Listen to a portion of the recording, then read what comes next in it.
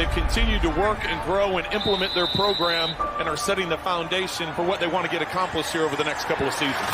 I think one of the most intriguing teams this offseason is the Miami Dolphins. The Dolphins have the capital to do whatever they want. They're competing and building a culture. I believe in team. I would say that. If you want to strive to do something great as a group, you got to work together. You have a plan, you stay true to the plan, you execute the plan. The Dolphins, this is how you turn around a franchise, like this. We're trying to build a team that's going to win right now, and we'll be very aggressive. Welcome to the field, your Miami Dolphins. We're looking for guys who are tough, who are smart, who are competitive, love to play. They have landed some big fish. Love what the Miami Dolphins did. You're trying to build something there. Fitzpatrick throws to the end zone. It is Parker. Darnold never saw the pressure coming, and he is leading. Sticky wide open. Touchdown. Let's have some fun and play together, man. Win on three, win on me. 1, 2, 3, win. If you can get a group of young men to band together, to believe in one another, to practice and prepare at a high level, then you'll win ball games. Big man, touchdown, picked off by Bobby McCain.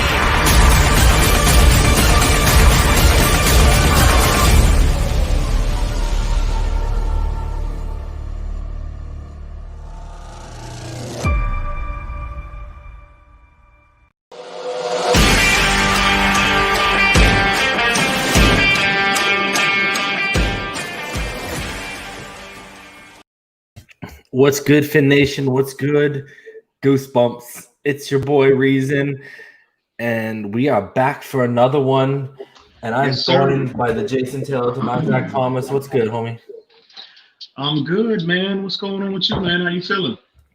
Bro, another day, another dollar, and 3 days into practice, and I'm feeling fantastic, my friend. I don't know what else to say. Absolutely. Fins Nation, what's good? Let's get it. Let's get it, baby. Yeah, let's do some quick shout-outs to people. I see FM's in there. Mr. Two Bits, what's good, homie? Obviously, Rhino Sith, Todd, Gamer God, Chad, Marcion. I hope I didn't just butcher your name, my friend. What else we got? We got Slim Pickens, Dolphin 82. Damian Deese, what's good, homie? Yes, sir. What's good, Damien? Manuel Rivera, what's good? Samuel Lewis, what's good? Jason Greaves, what's good? All I know is it's a beautiful day to be alive, and it's a beautiful day to be a Miami Dolphins fan, because guess what? What's good, Tony T? What's good, Michael Pulisic? You know why? Foreign butter, what's good? You know why, bro?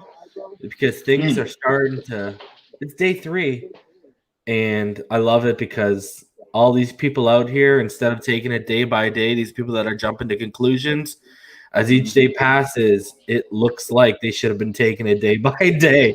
Yeah. And I just want to shout out the mod squad. Shout out to y'all in the out there in YouTube land that are out in our comment section right now. I appreciate all of y'all for doing it. Absolutely. Yeah, man. It's a beautiful thing, bro. I don't know what else to say. And let's start off with something then, bro. Absolutely. Let's do it. You know what? Do you want to start off with Tua, or do you want to start off with little Ryan Fitzpatrick? Before we get into the training camp full updates. Well, we should pay our respects to our week 1 starter, Mr. Ryan Fitzpatrick, first, I think.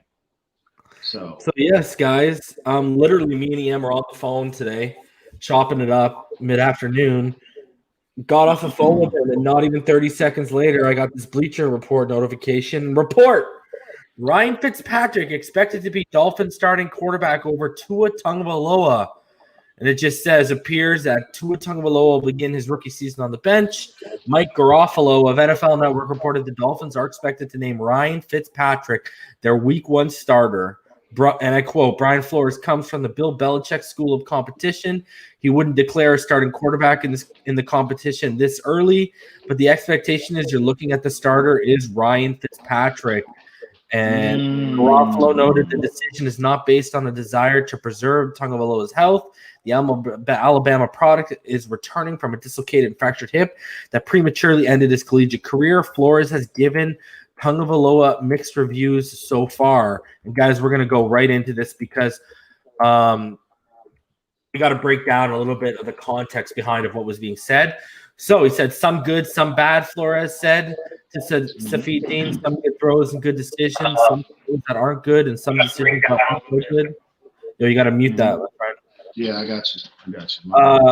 So it just goes on to say Fitzpatrick started 13 games here, et cetera, while no one would ever confuse a 37-year-old quarterback with being a franchise quarterback. He's a capable stopgap until the team is ready to hand the keys over to Tua.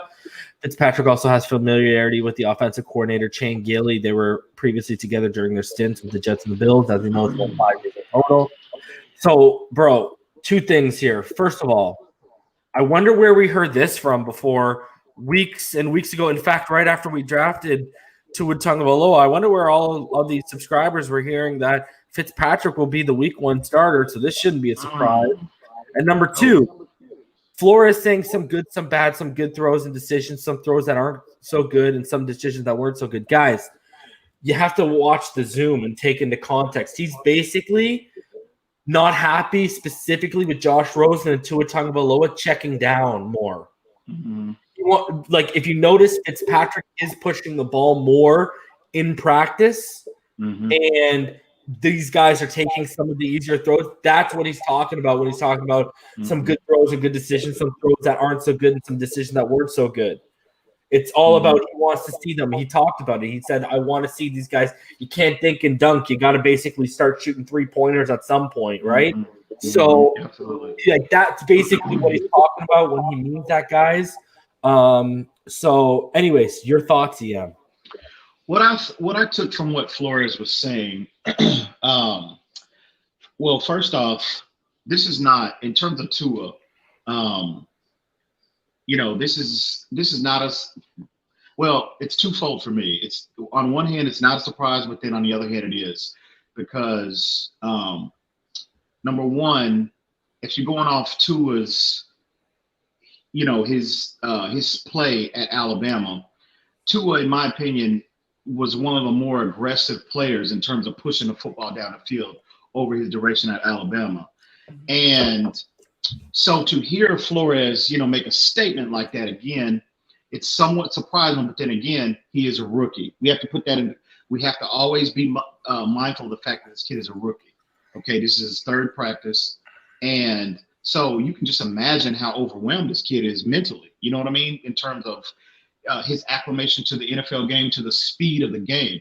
So I think with Tua, it's just it's somewhat normal what you'll see from a typical rookie. Josh Rosen, on the other hand, okay, you would expect a little more in terms of for the fact that he's been in the league. This is 3rd year. He's got. Can you also, when you go on your little soliloquy here, remind people of Rosen last year at training camp and the similarities, but continue on. I just want to make sure you add that in to what you're about to say. Yeah, he they took, again, with Rosen, this is I'm not going to say alarming, because I'm not surprised, because we all know how I feel about Rosen up to this point, what he's consistently put on tape. But yeah, this is, again, it's the 3rd practice. We need to be mindful of that. But, it sounds like, to me, it's just, this is just a habit. Josh Rosen is still, in my opinion, according to if these reports are accurate, okay, this is, business as usual for Josh Rosen. He's not aggressive. You know what I mean? The only, in terms of success, well, I'll say this, and I've been making jokes on Facebook, going back and forth, engaging with other Dolphin fans about him only being able to complete one route, which is that go route. I'm joking when I say that, but I am somewhat serious when I say that as well, because that's really, if you're going by his tape, in my opinion, that's really the only route that I see that he's comfortable with, that he's had a level of consistency with, in my opinion. And all you need is touch. All you're depending is on your guy to beat his guy and man, and then all you need is touch. It's nothing more special. Nothing more special than that, right? And that particular read is somewhat simplified compared to reading the middle of the field. Yeah, you know what I mean. So, but again, it's nothing to be alarmed about. He said that, but to be fair though, to all three, he did say that could be, what he said could be applied to all three quarterbacks. So it's not like Fitz is out here just caught, lighting the world on fire. Yeah. So, but again, you can look at this in this aspect as well. Our secondary has been upgraded. You know what I mean? So could it be the fact that, our defense overall has been upgraded?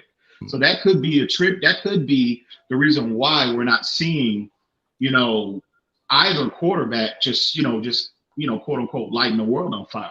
You know what I mean? So again, when we hear this, when I heard him speak, I think it's more so, why, well, I'm talking about specifically Fitzpatrick. I truly believe that our defense has just been upgraded and they're just, our defense is just making plays. You know what I mean? And we can't really dig in on anything because we don't have the 11-on-11 tape, bro. Exactly. So I think it's just harder for the offense to, to make plays in terms of on our secondary. So, all right. So let's keep talking about the boy King Tua here. All right. Mm-hmm. I saw some clown on Twitter today talking about how he only hands the ball off and he's on the sideline while everyone else is swinging it. Obviously, that person didn't watch Flores' Zoom. Anyways, apparently all he does is hand the ball off when, as a rookie, 3 days into 11-on-11 drills, guys, he's a perfect 13 for 13, no interceptions, and the ball hasn't even touched the ground when he's thrown it. And he's done all of that only working with the second and third string guys.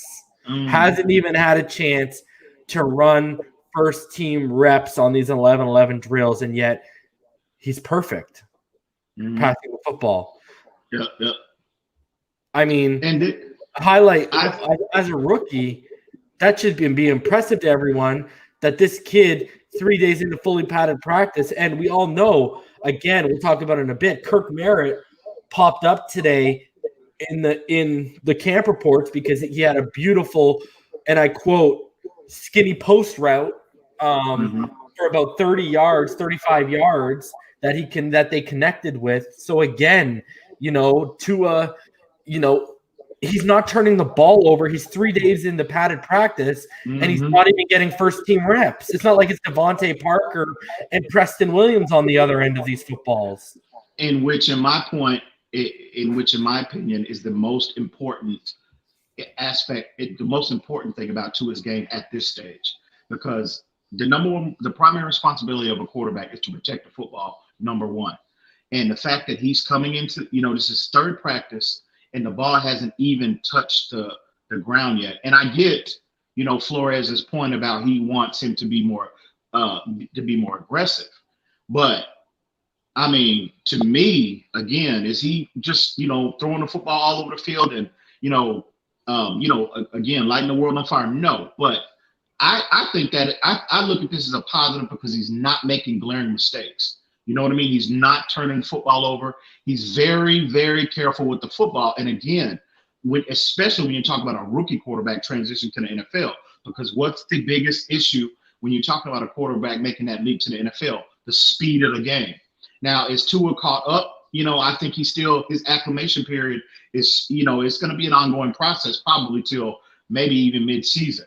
But in terms of him getting acclimated to the speed of the game. But you see this kid already, he's displaying that ability to be very, very careful with the football, which is the most important thing for a rookie transitioning. Well, and even look at what Joe Shad said today. I mean, Joe Shad yesterday highlighted his ball placement, anticipation, and accuracy over immediate short to medium depth, right? Again, he started off his article today. He said after 3 days of padded training camp, it's impossible to say if Tua Tagovailoa is headed to the Pro Football Hall of Fame. He said it is clear only that Tagovailoa throws an accurate, tight pass, particularly, again, in short and medium windows. So today he used windows. He didn't use the word depth. And, even Devontae, remember Devontae, when he talked to the media yesterday, was raving about the spin this kid puts on the ball, right? Absolutely. So, yeah, man. So all these other people who are actually on ground zero are seeing all these traits that we highlighted, man. And reason, we talked about this privately. Now, I would be concerned if even at this point, if these people that had an opportunity to observe him up close, and they're reporting, well, we don't necessarily see the accuracy. Well, we don't necessarily see the anticipation. We don't see the touch on the football. We don't see the arm strength. That would be concerning. The fact that Tua might not have the statistics that everybody wants him to have to this point, the fact that there's a common thread between all of them, they all said, well, but what statistics? And I'm not saying you're wrong. I'm asking this to these people.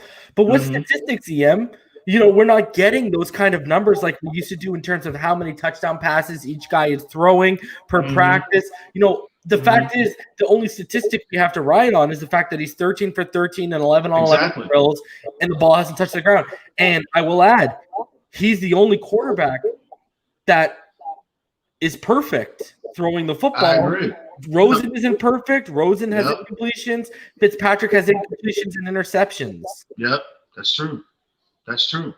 And and here's another thing. You know what, Joe Shad? I can't. It's on Palm Beach Post. It's called the Tua Tracker. How Dolphins Tagovailoa looked at day 3. It won't let me share. I can open it on Safari, but I share through Chrome, guys, and it's not letting me open it. It's like asking me to subscribe.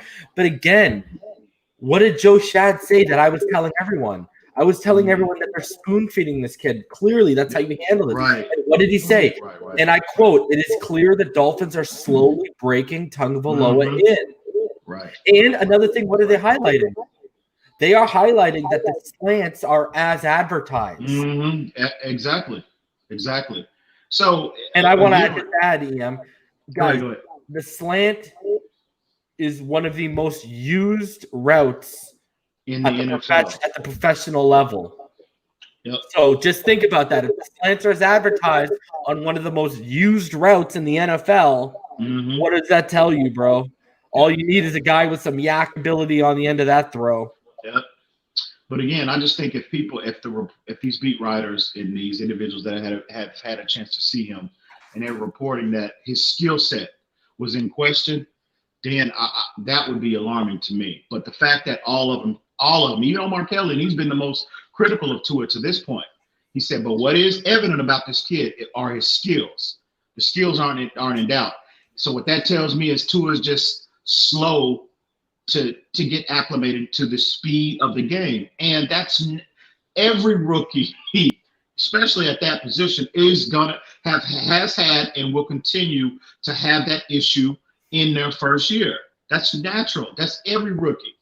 So we definitely need to stop listening to these people that are already calling for this kid's head, and they're ready. I hadn't heard anybody call him yet, but they're ready to call him. It sounds like they're ready to call him, label him a bust already. And I'm just like, it's ridiculous. But when people are jumping the gun, when people are out here, and I'm not going to name any names, but individuals that are out here and they're ready to, kill this kid after the third practice, that just tells you the lack of football aptitude that they have, in my opinion. And it's not just on YouTube, guys. It's on Twitter just as bad. Absolutely. It's ridiculous. Facebook, Instagram, everything. It's ridiculous. Yeah, it's literally, they're calling it, us Dolphin people are literally labeling it the dark corner of social media, of Dolphin social media right now. So it's ridiculous. It's ridiculous. But it's nothing to be alarmed about. In my opinion, I think Tua is, again, his skill set is on. He's been consistent with his skill set. He just has to get caught up to the speed of the game, and that's it. Go ahead. I saw Matt Infante. He said, "Trust me, Tua will be fine. He will be fine." So, and look at Rhino. People doing calling. The people doing calling for Tua's head 3 days into it need to find a different team to watch, in my opinion. The Dolphins aren't for that. But yeah, with the whole Tua thing for a sec here. I just like these same people don't apply these high standards to their own selves, but they want to go out there and apply these ridiculous standards to a 23-year-old kid 3 days into practice. I agree. And we're 3 days into practice, and already we're here. I thought Josh Rosen was going to the Hall of Fame after he threw that 75-yard touchdown, and 2 days later they're already announcing that Fitzpatrick's probably it's reported that Fitzpatrick is expected to be named the starter. Oh my God, it's crazy! I know, right? Bro, we went from crazy. day one and day one, which let's be honest, day one is really the only day where throwing the football at least, because I've highlighted. I don't even care about the 75-yard throw. The one thing that impressed me about Josh Rosen was them saying that in team drills yesterday, he noticed something he didn't like pre-snap, and he changed it up. I like seeing that. Don't give me a go route 75 yards up in a nonsense 11-11 drill that isn't even a scrimmage, bro. He's shown last year that he can complete that pass, bro. I mean, but a couple of his drops came from that pass, bro. Yeah, that all these people want to cling to, right? So. And here's the thing. Here's the thing, bro. Last I checked, for the first couple of days last year, Rosen was being spoon-fed when he started off in Miami. That's the exact same approach that the Dolphins took with him last year that they're taking with Tua. The exact same approach. So I don't understand it. Again, it's just these people, whatever they have against Tua. They, if they didn't want Tua if they didn't want us to draft Tua Tagovailoa, they're holding on to this Josh Rosen narrative, and they're gonna follow the sword. I told you they're gonna all die on this hill, bro. I told you they're gonna follow on that sword, but that's fine. Let them do it. Good. That's fine. So, but yeah, bro, it's the fact that again, you shouldn't. Rosen, this is his third year now, and people want to give him excuses of what he didn't have what these organizations didn't provide for him that in terms of help. You can say whatever you want. Your third year in the league, you shouldn't be in terms of adjusting to the speed of the game. You know what I mean? You shouldn't be on the same level as a rookie. You got 3 years on him. Mm-hmm. So that shouldn't be happening with Josh Rosen. So that sounds to me as like, I don't see like all these people are talking about this growth, this development after three practices, not games, but practices. They're talking about this immense growth that they're seeing from this kid. And I'm saying this to everyone. Please provide us with the articles, you can't provide film, but go get the articles where they're saying this kid has this immense growth. Obviously, he hadn't improved that much because they've already declared Fitzpatrick as the starter. It's ridiculous, man. These people, I tell you, it's extremely frustrating. I tell you, my blood pressure. I was coming home reading these Facebook posts, bro, and I'm like, God damn, I'm about to drive off the highway, bro. You know what I mean? It's ridiculous. This man's about to go swimming with the Dolphins, bro. It's ridiculous. Oh, the third practice. Wow. So pump the brakes again, like we said last night. Let's just let it play out. We'll see. The cream always rises to the top. We will see. Oh, that's classic, bro. So before we dive into all the stuff in regards to training camp today, let's talk about a few things. Firstly, before we get into a big topic that I'm sure everyone wants to hear me and you go in on, that's, I guess, people are making it Dolphin related. Before we do that, let's just some maintenance here. So the Miami Dolphins today announced that they placed Vince Biegel officially on injured reserve. As you know, Vince Biegel posted only about 2 hours ago, talking about how he did rupture his Achilles. Shout out to Vince Biegel. We hope you get healthy and your recovery is as quick as possible, man. Can't wait to see you back on the field next year. Hopefully because I believe he's an unrestricted free agent next year. So this offseason. So hopefully you're back in our colors, brother. And obviously Sam Iguavin was added to the COVID list. So him and X are the only two guys currently sitting on the COVID list. But let's jump into this. EM, about 6 hours ago, the football world got lit on fire when, according to NFL sources, Jacksonville is extremely close to trading Yannick Ngakoue today or tomorrow, have a firm offer in place, hearing a second rounder, by the way, is what he means by hearing a 2. Looks like this holdout will be over soon, and Jacksonville will get more picks for their tanking. Now, it was reported after this by Mike Lombardi, the same man who put this out, that one of the teams he was hearing was the Jets. And then one of the Jets beat writers came out about 20 minutes after and said, it doesn't look like the Jets are in on this. So a lot of people are tying us to this because we lost Vince Beagle. We clearly need a bit of people are saying we want a bit more of an edge presence. Because Vince Beagle was one of our best guys off the edge last year, even though we believe he might have got more snaps on the interior this year. We got the cap space. I saw a tweet though. I thought I sent it to you, but somebody reported that they saw him at Seattle's International Airport. That was my buddy who will be on the show tomorrow. Tune in tomorrow. It'll probably be around 6 p.m. Eastern, 5 p.m. Central. I'll have on Anthony Sorty from Phinside, and you're talking about the guy. It's him, and then he posted a picture of a security guard right underneath it. I know what you're talking about. It's his tweet here. I'll show you. Guys, yeah, you guys are gonna want to tune in tomorrow. This man, I told you all about him. He's one of the funniest guys on Dolphins Twitter, man. You're talking about this, right? Yeah. Look at the picture, bro.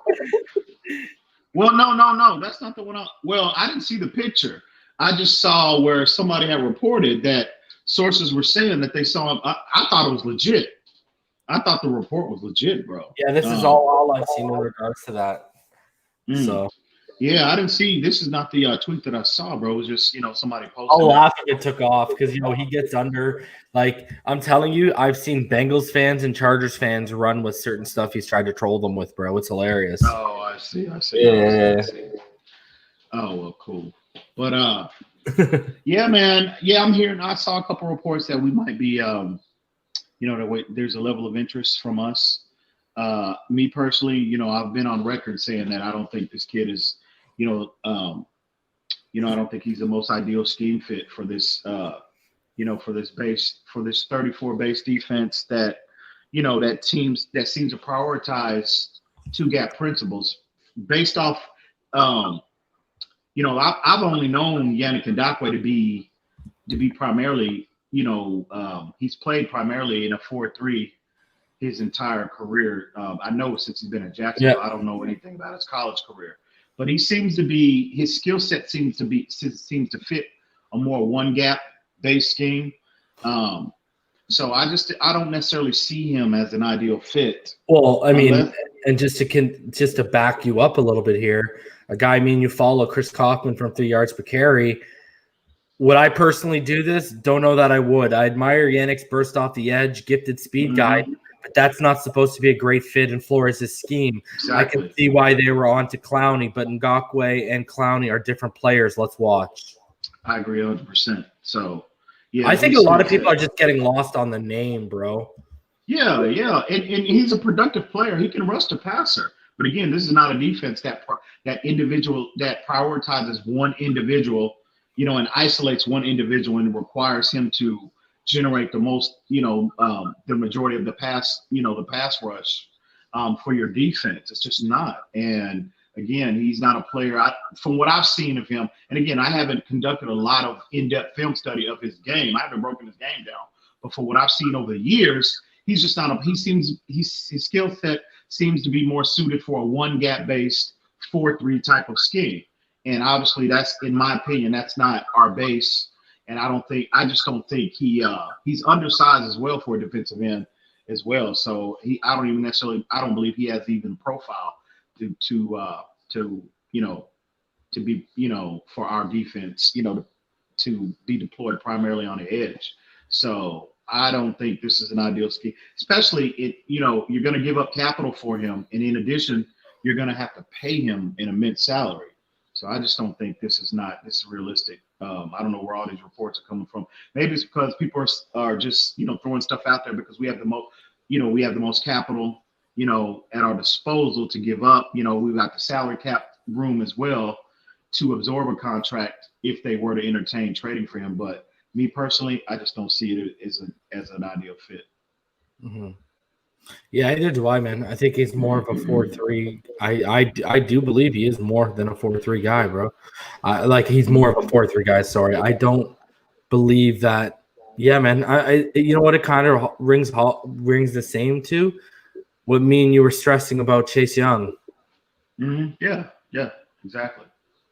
So now, but I would be more not picking Chase Young number 2, but I would be more inclined to entertain Chase Young because he's a bigger player, he's a stronger player, and he's better in his hand placement than what Ngakoue. And again, I haven't broken down Yannick Ngakoue's game in terms of film study, but from what I've seen over the years, he just hadn't, that's not his strong suit. He is a penetration, one gap based 4-3 defensive end, in my opinion. That's the ideal scheme for him. Mm-hmm. Agreed, bro. All right. So before we get into details about what people saw today at camp, et cetera, a little tidbit came out here talking about how the NFL is considered building a playoff bubble. I believe Sean Payton is the one who suggested it, and will not rule out moving games from COVID-19 hotspots, according to league officials who briefed reporters during a national conference call Wednesday. South Florida for weeks has had the highest concentration of COVID cases of all 30 NFL markets, although the gap between Miami and Las Vegas, the league's second hottest hotspot, has closed in recent weeks. The Dolphins are determined to play their 8 home games at Hard Rock Stadium this fall and hope to do so in front of fans. But if the public health situation here gets markedly worse, it's possible the league will change locations. So not only do they got to battle a tough schedule, not only do they got to battle coming together with a bunch of new faces on the team via the draft and free agency, they might be like my Blue Jays, where they got to battle not even playing on their home field this year if it continues to get worse. What do you think about this, EM? Well, I'm all for it. I mean, if the this COVID-19 climate doesn't improve, it's good to see they have contingencies in place. I'm all for whatever the league has to do to ensure that we have a full 16-game season, as well as the playoffs. So I'm all for it. It's just, you have to prepare for the worst. So it's just good that they have a plan and a structure in place that in the event that, things don't improve or they get significantly worse, that there's a plan in place. There's a plan in place that they can transition to ensure that obviously safety is their priority, and then also, the season can be maintained. Mm-hmm. I agree, bro. And obviously, we've already seen the bubble work in the NBA and in the NFL. In the NHL especially, bro. So, Absolutely. it was just the one thing is we knew that they wanted these teams to travel, and setting up 32 bubbles was going to be a daunting task. But for any of these professional sports leagues out here, for sure. Mm-hmm. That might have been the best approach, to be honest with you, in the beginning. You know what I mean? Agreed. And I told you, man. Go buy Epstein Island, bulldoze everything, build 4 football fields, build 4 football fields, 2 for the NFC, 2 for the AFC, and play games, man. Yeah, I agree. So, or build a 5th, and that 5th is specifically used for night games. So when all those other games end, you can have a fresh field for night, and it's no issue. Hopefully this is, they don't have to resort to Epstein Island. Yeah. Or, even this bubble concept. Hopefully the plan that they have in place, they're successful with it. So but we'll see, man. We'll see. So let's before we get into all the details, let's show, because I've been making a point of doing this, everyone. Let's show a little bit of the highlight reel of day 2 It's only a minute and 13 seconds long. Say usually it's about 2 minutes. So we'll just show everyone. Here's some highlights from today. And there is no Tua highlight. There wasn't anything made out today. So Gesicki out here. Hey, I've been hearing a lot about Van Ginkel as well, bro. Yes, sir. Especially ball with games going down, right? Shout out. That's ball games, boy. Shout out to the homie ball game. We're hearing a lot of positive things about your boy.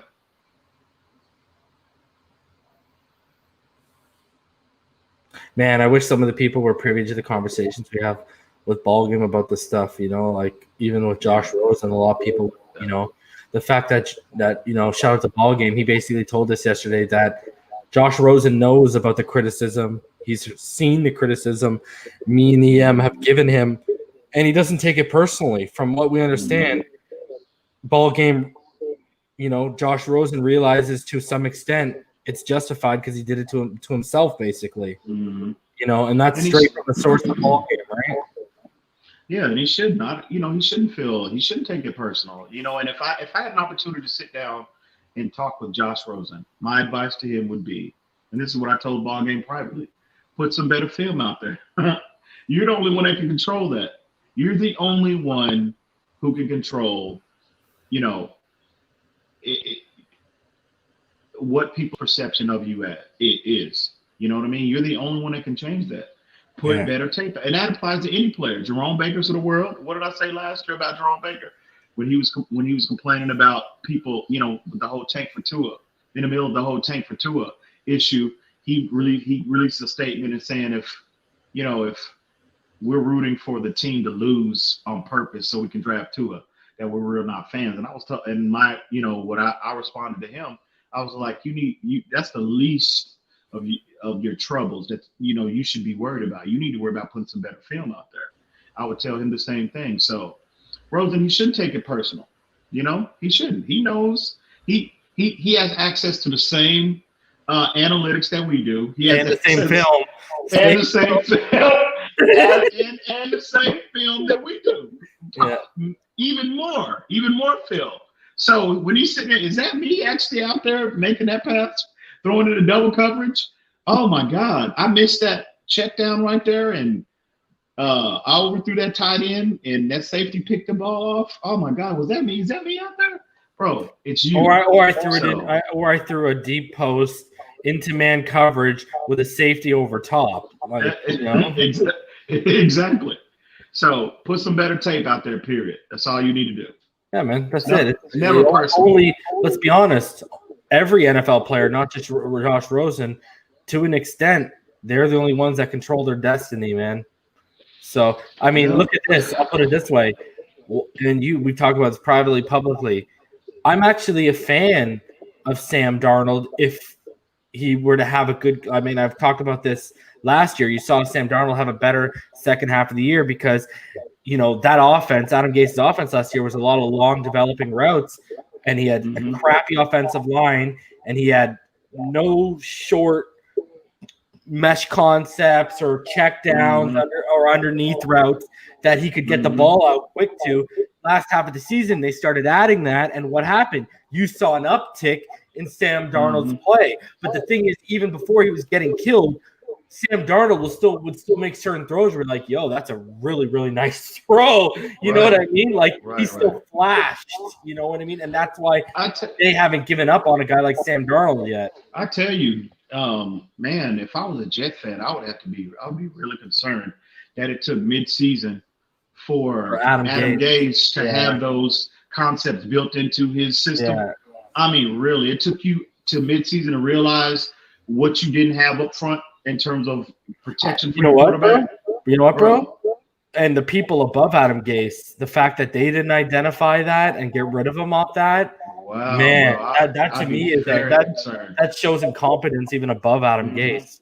I agree. So, guys, we are going to get into the details right now. But if you haven't, smash that like button, guys. Y'all already know what time it is. Subscribe if you haven't. We're at officially 1,080 subscribers, only 20 away from hitting 1,100.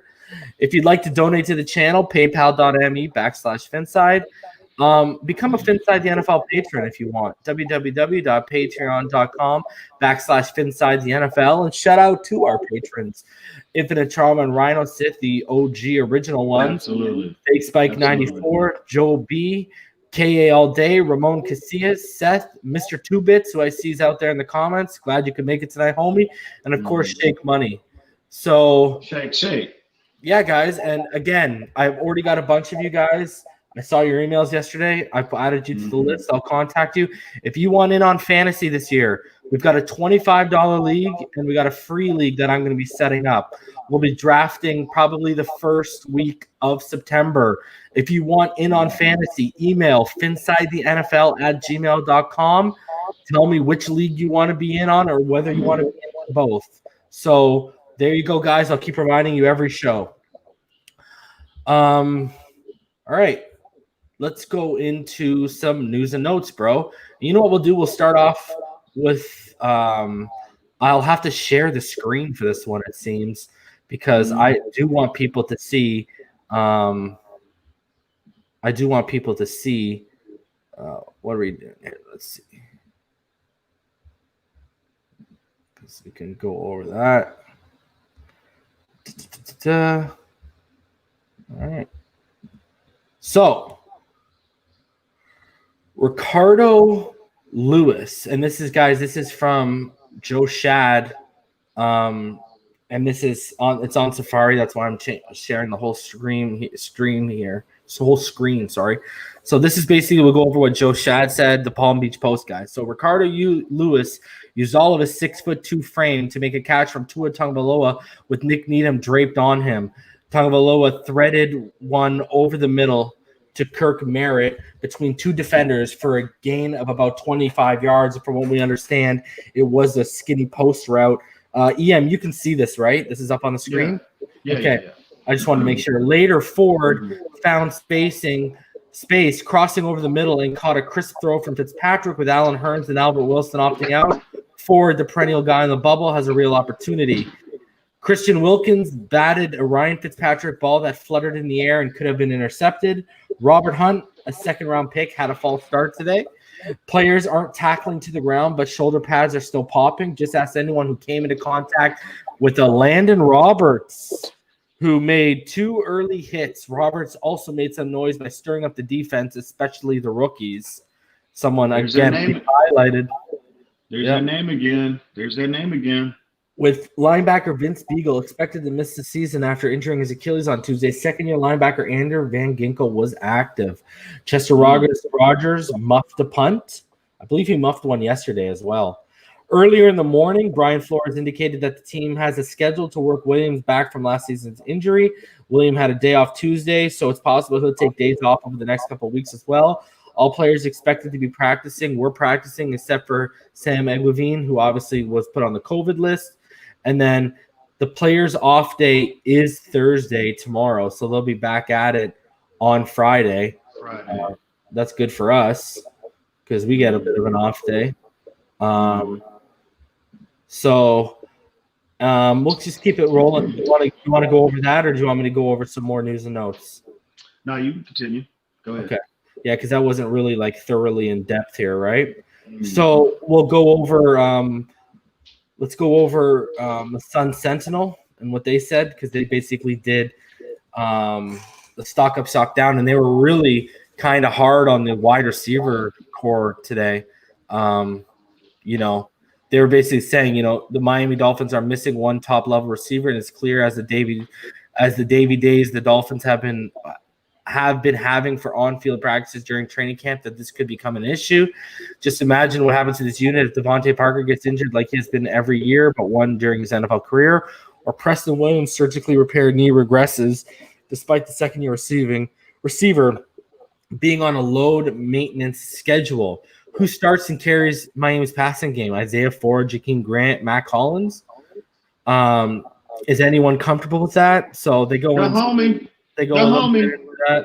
Well, I mean, they didn't say good things if they said, is anyone really comfortable with that? The homie. So according to them, they're stock up today. Mike Gesicki delivered an amazing catch over safety Clayton Fedulum, who was draped all over the tight end. Fitzpatrick threaded the needle on the pass, and Gesicki went in the air to bring down the 20-yard catch. Gesicki typically struggles getting off the line of scrimmage quickly, but that wasn't an issue on this play, which was clearly designed for him. Linebacker Landon Roberts had his role elevated because of the season-ending Achilles injury Vince Beagle suffered Wednesday. Roberts has played multiple roles in his career with the Patriots, starting 33 games the past 4 seasons. Stock down. Nick Needham, an undrafted rookie who started 11 games last season, appears to be an afterthought in the Dolphins' defense. He's seemingly behind Noah Benogany and Jamal Perry, formerly Jamal Wiltz, in the pecking order of cornerbacks vying for prominent roles. At this point, it's too early to say Benogany has locked up anything, but Needham's coverage needs to improve if he's going to give the Dolphins 2020 first-round pick and Jamal Perry, who handled Miami's nickel role last season, a legitimate battle. Michael Dieter's snaps continued to be erratic on Wednesday. For all of you that were holding those fumbles against Tua, I know, right? he didn't have any handoff issues, but a couple of snaps were off the mark. Dieter and rookie quarterback Tua Tagovailoa got assigned to work with the tailbacks during the early portion of practice to perfect their under-center snaps and handoffs to the tailbacks. Makes sense considering they had fumbled exchanges on Tuesday. So their top 3 performers for today were Shaq Lawson had a would-be sack and is giving Austin Jackson a tutorial every day in practice. You rarely see efficient runs to the left side, and Lawson deserves plenty of credit to that. Again, guys, don't listen to the other people out there who only want to talk about AJ Epinesa. I've also highlighted Bradley Nye and Julia Aquara giving Austin Jackson fits. And what are their games, EM? There's power guys. What is power guys? What is Shaq's power? Game? Exactly. Power. Exactly. So, guys, we know what we're talking about when it comes to this stuff. Jesse Davis, last year's starting right tackle, has been solid and steady since camp opened. He's not winning every snap, but he probably has the highest percentage of wins on the offensive line.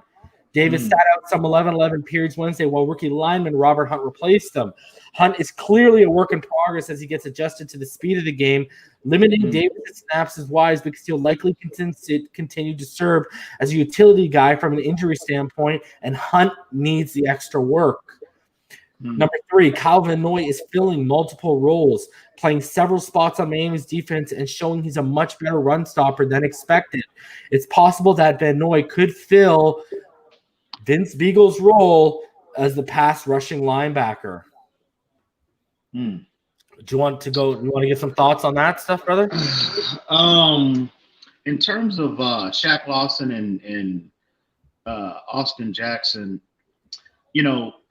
that's to be expected. Number one, obviously, Austin Jackson is a rookie, but him going up against Shaq Lawson, that's going to benefit him long term because, in particular, in the run game, because Shaq Lawson, he's a very good player, and we talked about this prior to training camp about how with the additions of not just Shaq Lawson but Emmanuel Ogbah, as well as whenever Kyle Van Noy is deployed, in an edge role, that's very good.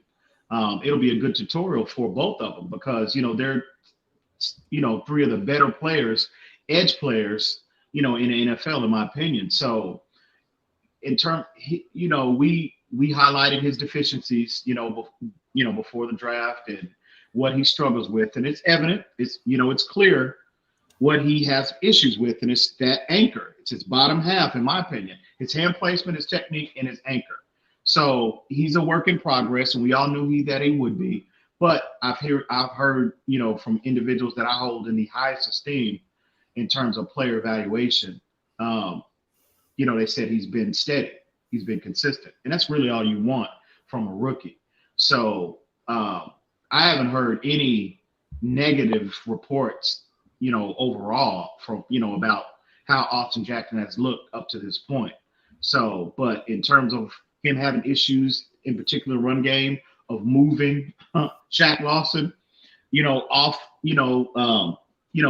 off the line of scrimmage, I'm not surprised at all. I think any rookie would have an issue coming into the league. So we, again, he's a work in progress, and hopefully, I think matched up as well as Robert Hunt, Austin Jackson as well. this is good. This will benefit them long term. Later down the road in the season. So, but yeah, in terms of Calvin Noy filling multiple roles, I think even without Vince Beagle tearing his Achilles, I think Calvin Noy was going to be deployed, in that role. So with the absence of Vince Beagle now, he might be deployed more.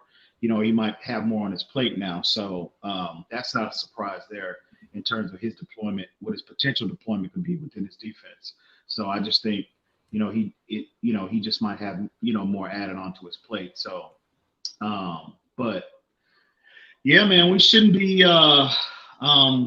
those two particular, that's what stuck out to me in that article the most, the two issues in that article. So, I just want to show something. Because checking out saying Burrow is showing out in camp, clearly a day one starter. Are you sure about that? Are you positive about that? Because I saw this video from Pick 6, and I got to show. I don't know if have you seen this, EM? No, I haven't. Watch. The first thing is watch this. It's the first he's going to be in his underwear with a helmet. Second, he's actually in pads. And I want you to watch this. Okay, EM? Check this out.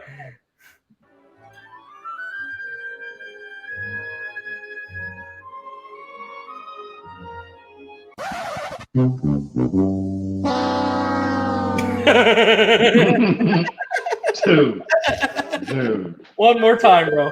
You ready for it? Man, everything's picture perfect when you're in underwear, right? When you're in underwear. Oh, here we got pads on.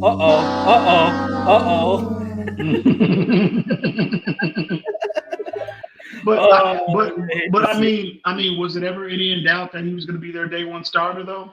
I mean, who's he going up against, right? Yeah, exactly. That never was Ryan Finley. I could probably beat out Ryan Finley, bro. That never was up for debate. Yeah. But again, I think, Burrow's in, like a lot of people felt like Burrow going to Cincinnati was not the best situation for him. Enjoy that arm strength in November and December. Yeah. Every other division opponent that you're going to have to see, enjoy the weather there as well, bro. Yeah. That's like one of the – you can make the argument, EM, that's probably one of the worst weather divisions out of every division in the NFL. Oh, definitely. It might be the worst. Yeah, agreed. Yeah, absolutely. But he does have weapons at his disposal. Agreed. He does have three very good wide receivers. But let's be honest. If Jonah Williams, the left tackle, right? If he gets hurt again or – you know what I mean? Because he was hurt last year. Yep. If he gets hurt again, that's far and away the best offensive lineman, and they'll be up the creek with no paddle. And you can have all the weapons in the world, but if you only got 1.8 seconds, shout out to Kalen Balaj, to throw the ball to them, you're gonna get killed, right? Hey, you remember what his injury was? You remember what his injury was last? Yeah. ACL maybe. Achilles. I don't remember what it was. He had surgery. Let me see here. What was his? One second. Maybe someone in the comments is gonna know what it was. Yeah. Hold on. I'll look it up. I know it was his leg. Something to do with his left leg, I believe it was. Professional career. Here we go. He had a my bad. He had a torn labrum. I thought it was with something to do with his leg, but no, he just had a torn labrum. So hopefully that on his left shoulder. So hopefully that doesn't affect his anchor strength, right? So yeah. But let's keep it rolling. Let's keep it going with the Sun Sentinel. And again, because of these freaking paywalls, I'm going to take care of them tomorrow. I'm going to subscribe to these publications because it's like 99 cents for 4 weeks or whatever. So I'll subscribe to it, but it's ridiculous what's going on with these paywalls right now. So let's keep it rolling here. We'll keep it going with the Sun Sentinel and their news and observations, and then we'll get into the Miami Herald, what they saw. So this is basically from Safid Dean. Here you go here. So he just says, rookie quarterback Tua Tagovailoa showed his decisiveness as a passer and speed outside the pocket during the third day of padded practices for the Miami Dolphins on Wednesday. Tagovailoa really showed some zip on a throw that may have been his best pass during 11-on-11 drills this week. A bullet, and we had heard it was on a rope, a bullet to receiver Kirk Merritt that was on time before two defenders converged midfield over the intermediate levels where you make your money, boys. The highlight came on the final play of his first series of the day, rebounding from a poor start with essentially a sack on his very first play by an outside linebacker who entered the backfield as the pocket collapsed. Again, he's working with the second and third string guys, so the protection's not going to be that great. As that play persisted before a whistle, Tagovailoa quickly escaped the pocket toward the left side and attempted to slide near the sideline. He took a knee instead. Tagovailoa needs to continue working on his escapes when the pocket collapses, but he was decisive, quick, and appeared to have no hitch in his movement as a runner. All encouraging signs as he continues to recover from last year's hip injury. Remember, guys, these 3 days are the first days he's had pads on since last November. On the next play, Tagovailoa threw a completion to receiver Ricardo Lewis on an out route towards the right side. During Tagovailoa's second series, he threw two completions to Patrick Laird, including one on a nice underneath route ran by the second-year running back. Fitz has some magic. Ryan Fitzpatrick, a 16-year veteran and expected starting quarterback, didn't have a spectacular day, but he did have two highlight throws. One was the tight end Mike Gesicki, who caught a nice pass over safety linebacker Clayton Fledglam. Gesicki may have pushed off, but created separation needed to make the play.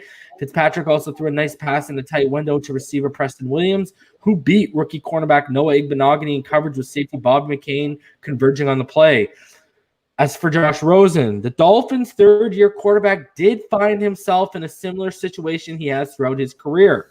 Rosen held on to the ball too long on two straight plays during the first batch of 11-on-11 plays. He tried to force a deep pass to Laird while he was unable to find any open targets on the second play. Rosen fared better with a quick out rather than dropping back and having time on his side.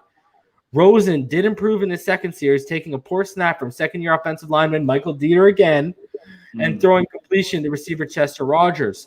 After Rosen's time on the field, Tagovailoa and Rosen shared conversations on what they saw on the field.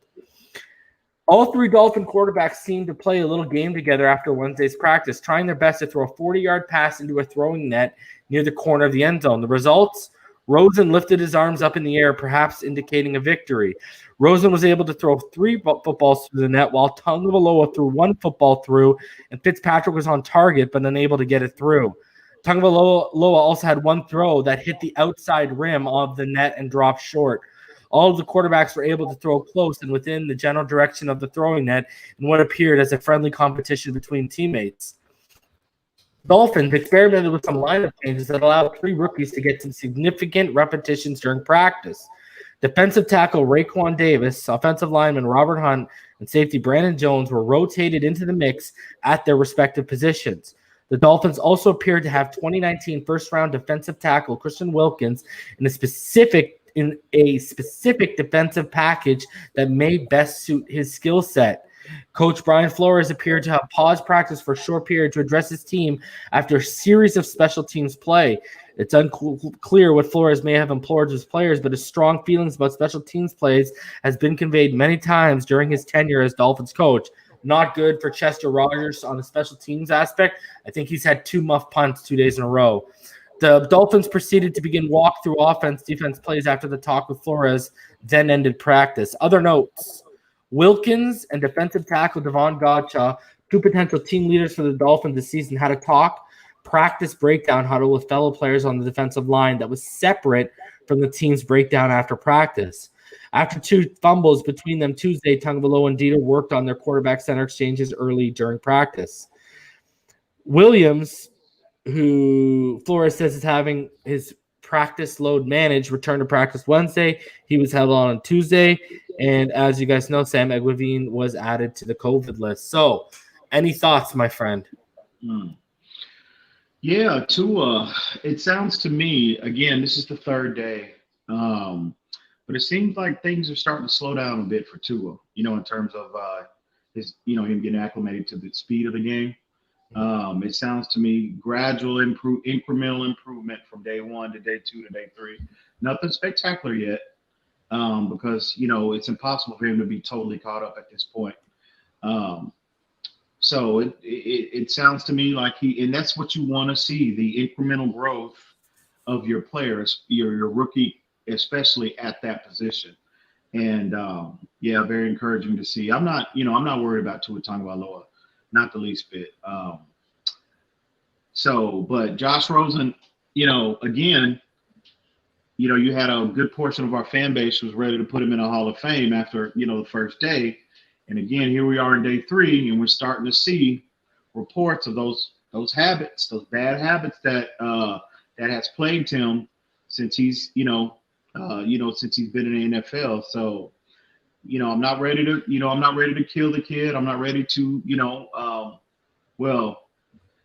I was gonna say I'm not ready to trade him, but I've been ready to trade him since since the season ended. But with that being said, we need to pump the brakes in terms of putting Josh Rosen in the Hall of Fame. And we need to let this situation play out. So, but very encouraging to see Tua. Again, he's just getting better.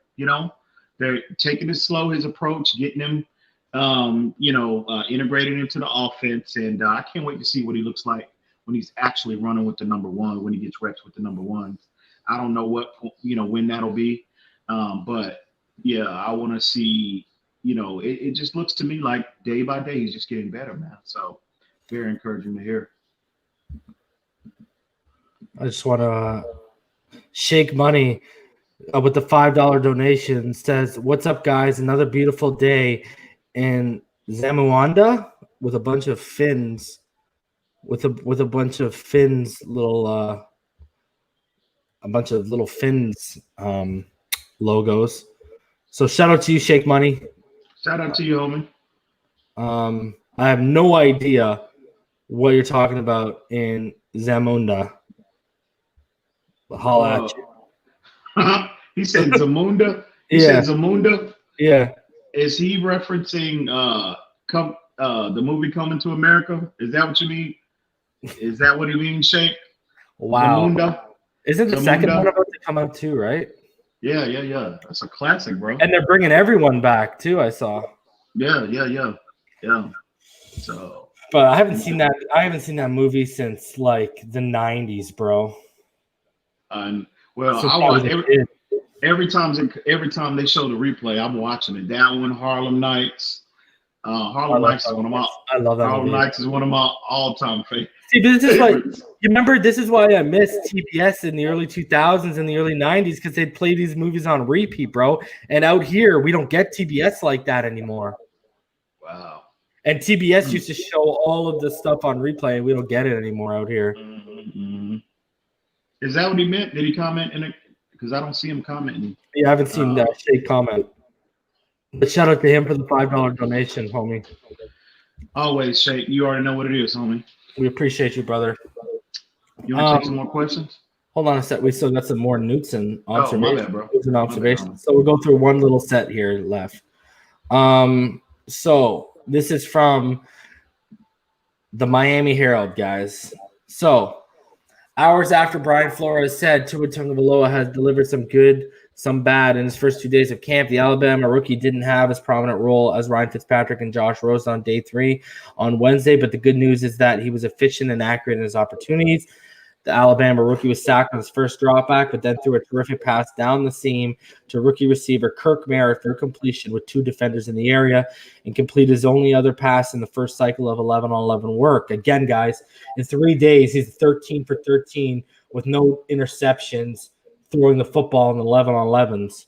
He was also on target during his second session of team drills without any wow plays, no fault of his, or any bad plays for that matter. Say this about Tua Tagovailoa. His accuracy generally has been as advertised, though a couple passes were particularly well thrown this week. One of our Miami Herald reporters said he's 13 for 13 this camp, but not for a ton of yardage. Many have been safe, short throws. For instance, he threw a short pass to Patrick Laird on consecutive plays to end zone to end one team drill session. On run pass options, Tagovailoa is experienced, savvy, and animated. RPO, guys. His eyes darting across the field. Again, what have I highlighted? His head twitchiness, how his eyes roll through his progression. You got even these people seeing it now, guys. He stared down the middle and snaps it to the target with precision. And you see fleeting flashes of the skills that made him one of the best college quarterbacks of his generation. For instance, if he needs to turn the receiver a certain direction, he's able to do it with ball location. And this is encouraging. Tagovailoa is showing good mobility and escapability in the pocket 9 months removed from major hip surgery. He smartly took a knee on one play that broke down, the one we talked about earlier, guys. A day after Tagovailoa and Michael Dieter botched 2 quarterback center exchanges, they worked on the side on snapping for a time Wednesday while Fitzpatrick and Rosen were throwing. Tagovailoa handed off to Laird on some of those snaps. Basically, this is where we're going right here. Here was Flores' blunt assessment of Tagovailoa on Wednesday before practice. Dieter had a low shotgun snap to Rosen when he returned to team drills, practicing on the side with Tagovailoa. Dieter is working a lot at center after starting 15 games at guard last season. Rosen adjusted on a play and completed a pass to Chester Rogers. Defensive lineman Christian Wilkins tipped a pass from Fitzpatrick, and frankly, it should have been intercepted. Fitzpatrick has been quintessential Fitz, some really good and some really bad. He threw nice passes to Gesicki and Preston Williams for sizable gains, and then it just says, as expected, Williams did return to practice, and Williams looked good, adjusting in the air to catch that aforementioned pass from Fitzpatrick. Cornerback Noah Benogany, who was in coverage, pounded his hand on the ground. Beyond cornerback Xavier Howard, the only other player not spotted Wednesday was linebacker Sam McGoveen. We've gone over that. He's on the COVID list.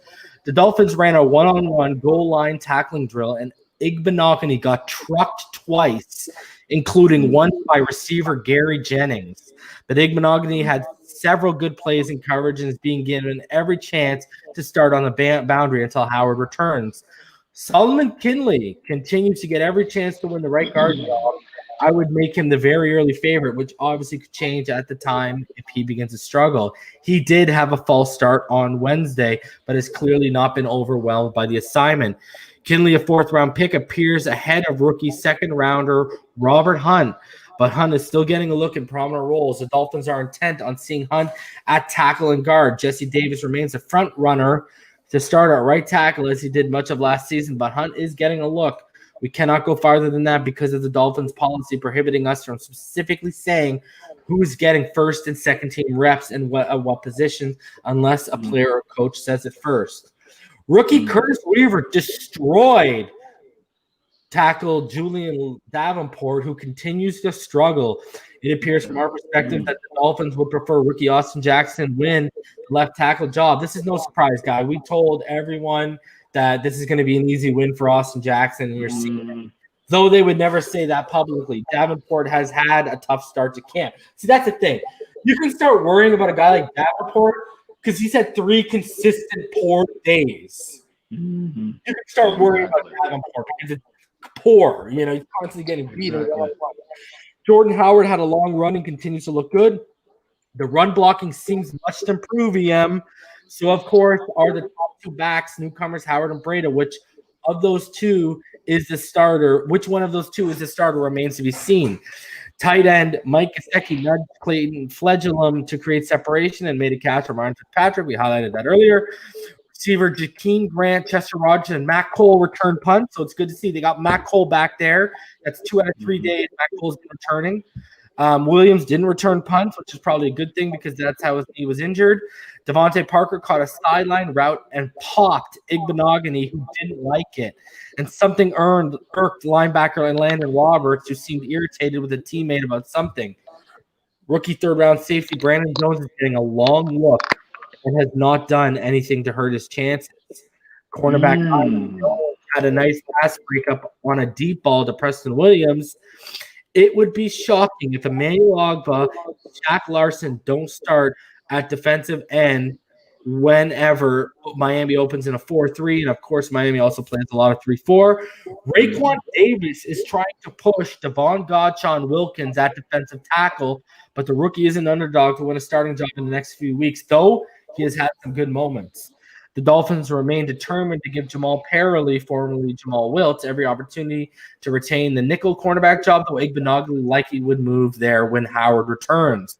With Vince Beagle out, Andrew Van Ginkel is being given every chance to claim a prominent role as an edge defender, so they're not using him up the middle like where they saw success last year. After missing much of the last season with an injury, Van Ginkel flashed in December, including a big late sack in the Jets game, which I believe he came up on the middle on that, didn't he? Not EM on that sack? Yeah. The Malcolm Perry slot receiver project is coming along well. He looks smooth there. He has done nothing. Simple or extraordinary or basic or great in the early stages. Coach Brian Flores stopped practice late to address the team. We talked about that earlier. So, I mean, it's nice to see that he's not doing anything egregious, and our boy Malcolm Perry must be developing well as a slot from what they're seeing. So that's good. Yeah, and Solomon Kindley, what a surprise, man. Wow. I've been hearing a lot of good things about this kid. I mean, since day one. And again, when we had a couple streams ago when we had our day one show, what I wanted to start to hear about players, Jakeem Grant, any player for that matter, I wanted to see them started to stack good practice on top of good practice on top of good practice, establishing consistency. And it seems like Solomon Kindley, he is in the embodiment of he's been that since day one. And, I heard Travis Winfield, it looks like he was glowing when he was talking about this kid. I was listening to him earlier, and he the last 3 podcasts, Solomon Kindley's name has been consistent about just steady. You know what I mean? He's doing exactly what the coaches are asked of him when he makes mistakes. He rarely makes it. He makes the same mistake twice. The mental aspect of the game, the mental and the speed of the game doesn't seem to overwhelm him. So obviously the physical traits are there, the power, the size, are there, so you get it, and also you've heard the reports about his teammates talking about him, talking him up a bit. So he's a surprise for me because I didn't really think, I thought Robert Hunt obviously would be that he would be the player that the coaches, and he would be the one that everybody's talking about and highlighting about him being a pleasant surprise about, him transitioning to, this level of play. But this is very, very encouraging to hear. And we could have gotten a steal, bro, at the 4th round. He might turn out to be, a steal for us at that point in the draft. So I'm not concerned about Robert Hunt so much because, again, he's a rookie. And, again, he's playing tackle and not guard. And we talked about this, even prior to the draft process about, what my concern about him was about adjusting to the speed of the game. And again, he's matched up on the right side in Emmanuel Ogbah, and we highlighted this potential matchup as well. That he's going to get a first. I mean, from day one, this will be a good test for him early on, and that way the Dolphins can get a good, a firm evaluation on him in terms of his ability to able to adjust to speed rushers, because we talked about Emmanuel Ogbah's ability to threaten offensive tackles with speed or power. So not too much concerned about Robert Hunt. He's a rookie. His physical traits are there. His traits are there. You know what I mean? So it's just growing pain for every rookie. But Jesse, but it's very well, and it's also a lot. It's also a lot different playing for Louisiana Lafayette, playing right tackle and going up against Appalachian State, and now you're going up against 11 guys, that are big boys, and they got a family, right? And Kindley, he's transitioning from the SEC. But he's exactly, and he's an absolute behemoth of a man too. Exactly, you know what I mean? Exactly. So not worried, not concerned. I anticipated growing pains for all of our rookies. You're gonna get that, but you're not hearing anything hard. You're not hearing Julian Davenport type evaluation from exactly, and that's what you want to avoid. You know what I mean? Exactly. So I just want to give a few shout outs here, bro. Shout out to Mario Goat for the $2 donation. He says Davenport is making my skin call. Fin fans, I see the great Fins fan. Hey Rhino, I donated money, but it didn't show through the chat. If you donated to Great Fins fan, appreciate you. I didn't get a notification, right? But either way, appreciate you for even having the intention of wanting to donate to you, man. Appreciate you. And a couple PayPal donations. Shout out to Lewis. He gave $12.50 donation. He said, you guys have always given insight and knowledgeable views on the Dolphins. Keep progressing. Fins up, foes down. Love it, Lewis. Thank you very much, fam. Shout out to you, homie. Shout out to you. And shout out to the homie Shake Money for the $12 and $12.63 donation. Appreciate you, homie. He's one of our Patreons as well. But man. Like I've been telling people, don't start putting stock into things until you get, until guys are stringing together multiple bad days, or you're in the last week and by the last week of padded practice, you're going to be able to decipher what guys have been working with what guys, et cetera, even if they don't allow you, because, they haven't basically allowed us nose on the second and third string guys, but they let us know that that's all who Tua has been working with right now. Mm-hmm. Exactly. You know what I mean? So, and my whole thing with Solomon Kinley is I love this kid. It's crazy because, if people go back to our mock draft right before we did this pick, we highlighted Solomon Kinley and Robert Hunt as options, and they ended up with both of them. And I was high on Solomon Kinley. I had talked about him on the other platform when we talked about guards, because I loved that guy before we went out and got Eric Flowers, because this man, not only did he cut his teeth in the SEC, he cut his teeth right next to Andrew Thomas. Mm-hmm. And, I love, we talk about the things we highlighted, with the guys they brought in, Robert Hunt, with Eric Flowers a little bit there on the interior, with Solomon Kinley. They're maulers, man. Yeah, so, definitely. You can tell, that interior, when you got Eric Flowers and Solomon Kinley in that interior, that is like trying to move the World Trade Center. Absolutely. And I saw a post by Omar Kelly, and he said what sticks out, the size of this offensive line, bro. It is they are massive. Eric Flowers, he said, man, that's one of the biggest human beings I've ever seen in my life. You know what I mean? And we need to show him some love as well, because I've heard from multiple individuals that he's playing at an extremely high level. Yeah. So that's and I just want to say, Steve Delafaye, Brandon Jones has been a ghost. No news on this guy at all. There actually was news on him today. They said that he's been getting a good look at his position, and he has done nothing to hurt his chances at all. So he's been getting snaps. And let me put this to, you know what? Here's another thing. I was told this in hockey. I was told this in football.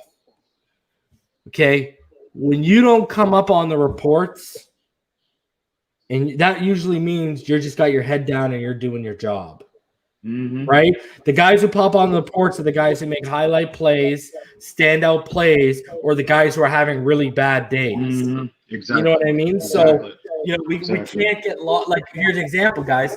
We didn't see Kirk Merritt on day one, but Kirk Merritt popped up in the reports the last 2 days on the receiving ends of a 25-yard pass today and a 35-yard pass yesterday, and 11-on-11 drills from our homie Tua, and he also popped up yesterday. He had a long streak down the sideline. So, you're going to get, look at Kalen Balazs. You could make the argument that from what we understood, he had the worst first day out of anyone at camp, and he hasn't really popped up in the news the last 2 days. That means he must be doing his job. You know what I mean? Davenport is a name that we keep seeing, and we got to keep it a buck. We love Needham's potential. We love Needham's ceiling. We love what we saw on tape last year, but it's clearly obvious from what observers who are on ground zero are seeing, Jamal Perry and Noah Igbenogany seem to be making a little bit more of their snaps. Yeah, and that's disappointing to hear. I mean, here, let's talk about this, EM. Remember first day, who did we hear was lighting everyone up? Jakeem Grant. Yep, Even Rosen benefited from a 75-yard pass. Yep. Have you heard of Rosen throwing a 75-yard pass since then? Have you heard of Jakeem Grant lighting up our secondary since day one? No, man. Because it's just going to keep fluctuating, man. You can't start putting stock into things until the last week. And like I said, with the quarterback position specifically, you can't put stock in the QB2 until we see the leash get yanked on Ryan Fitzpatrick. He gets put on the COVID list, or God forbid, he gets injured. That's when you're going to be able to put stock, because other than that, all we're seeing are depth charts on a screen that's going to be on MiamiDolphins.com. And we know this team is making it clearly obvious.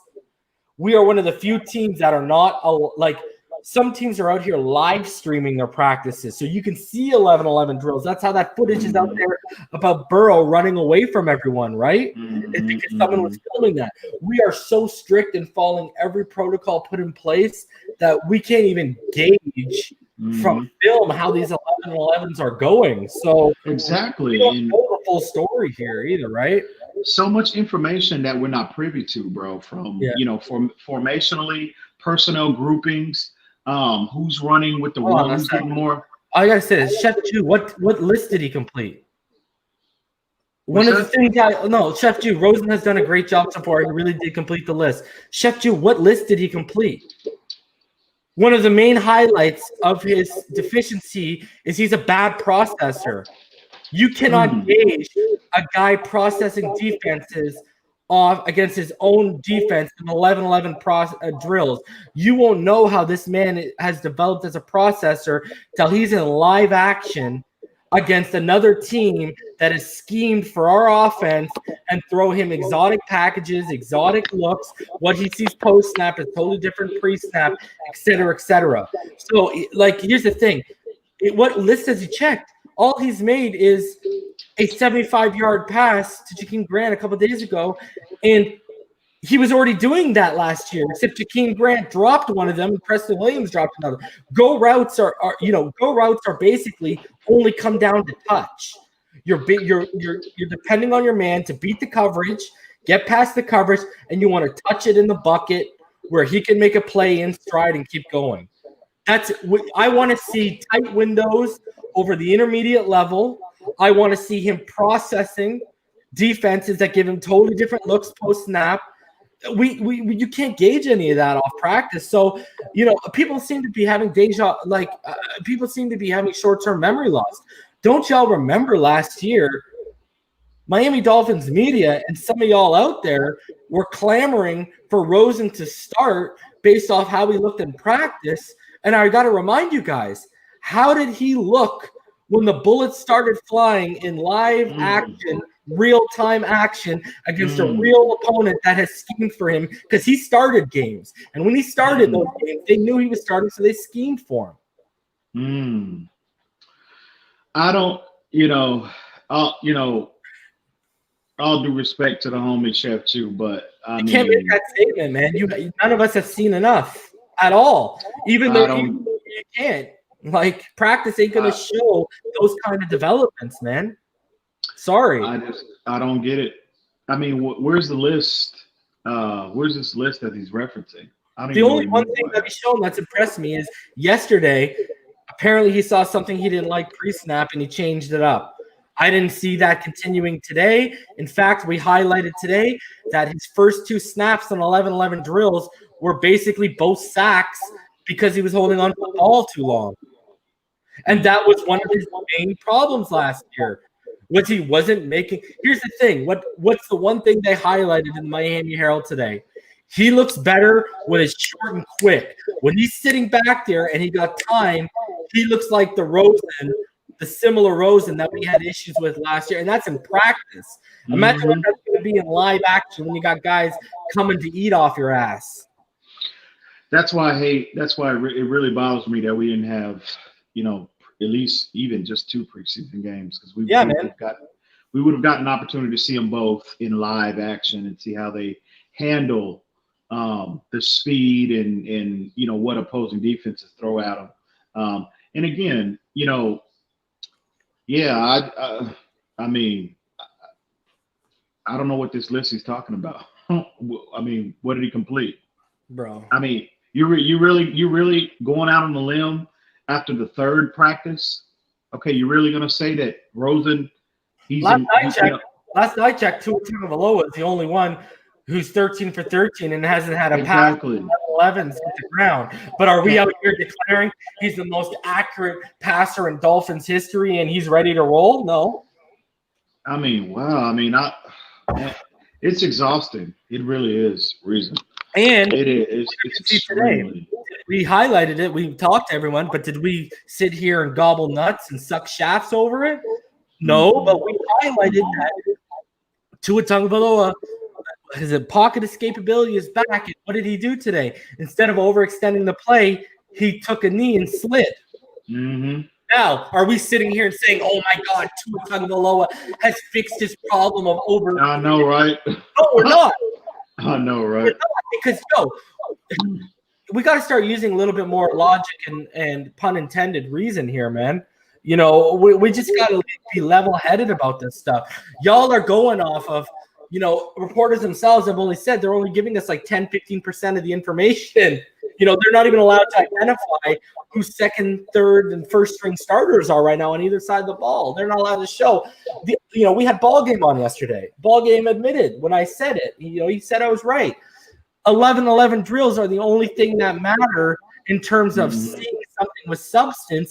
But even still, then you're facing your own guys, man. You're not facing a team that wants to take your head off, wants to take your block off, wants to embarrass you, man. Right. So that's it, man. I don't get it, man. I tell you, this Josh Rosen issue, it is.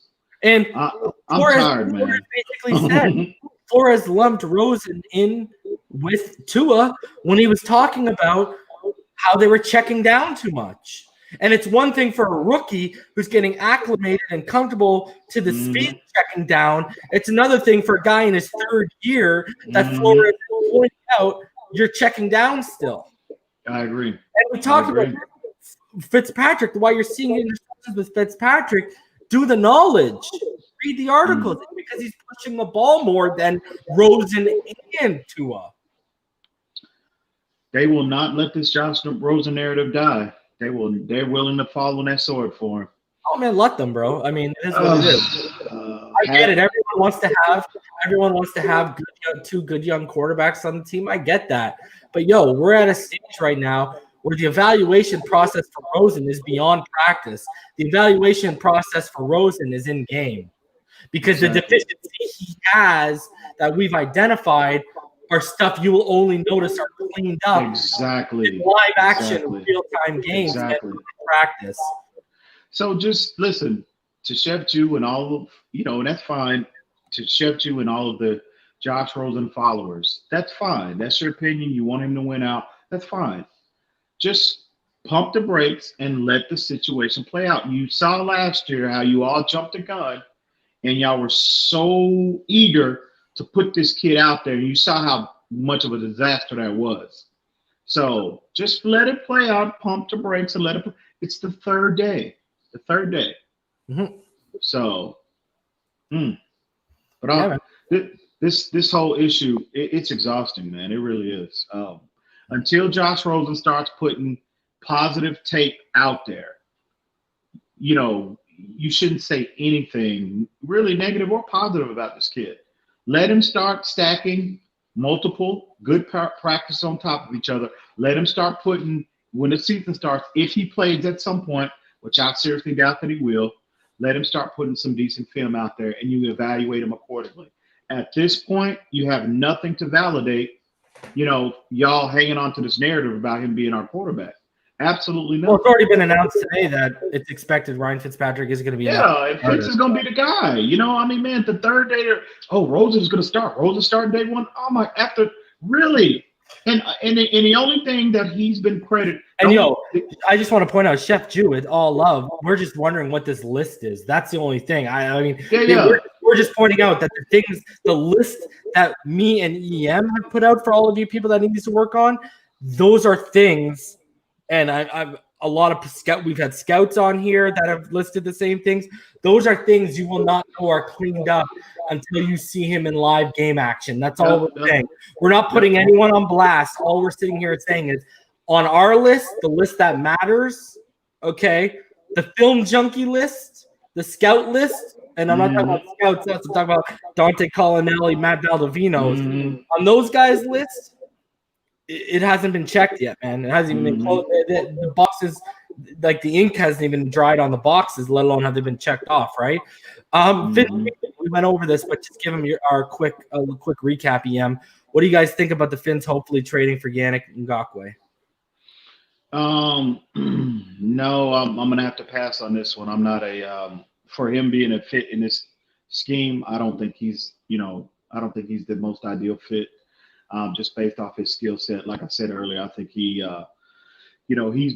skill set is more suited for a one gap based scheme. And obviously, with our scheme, the priority has always been, two gap principles is the priority from the staff. So no, I just don't think he's an ideal scheme fit. In addition to not only the capital that you would have to give up to attain him, but also the contract that you would have to give him. So he's looking anything north. He's looking, anything north of $12 million.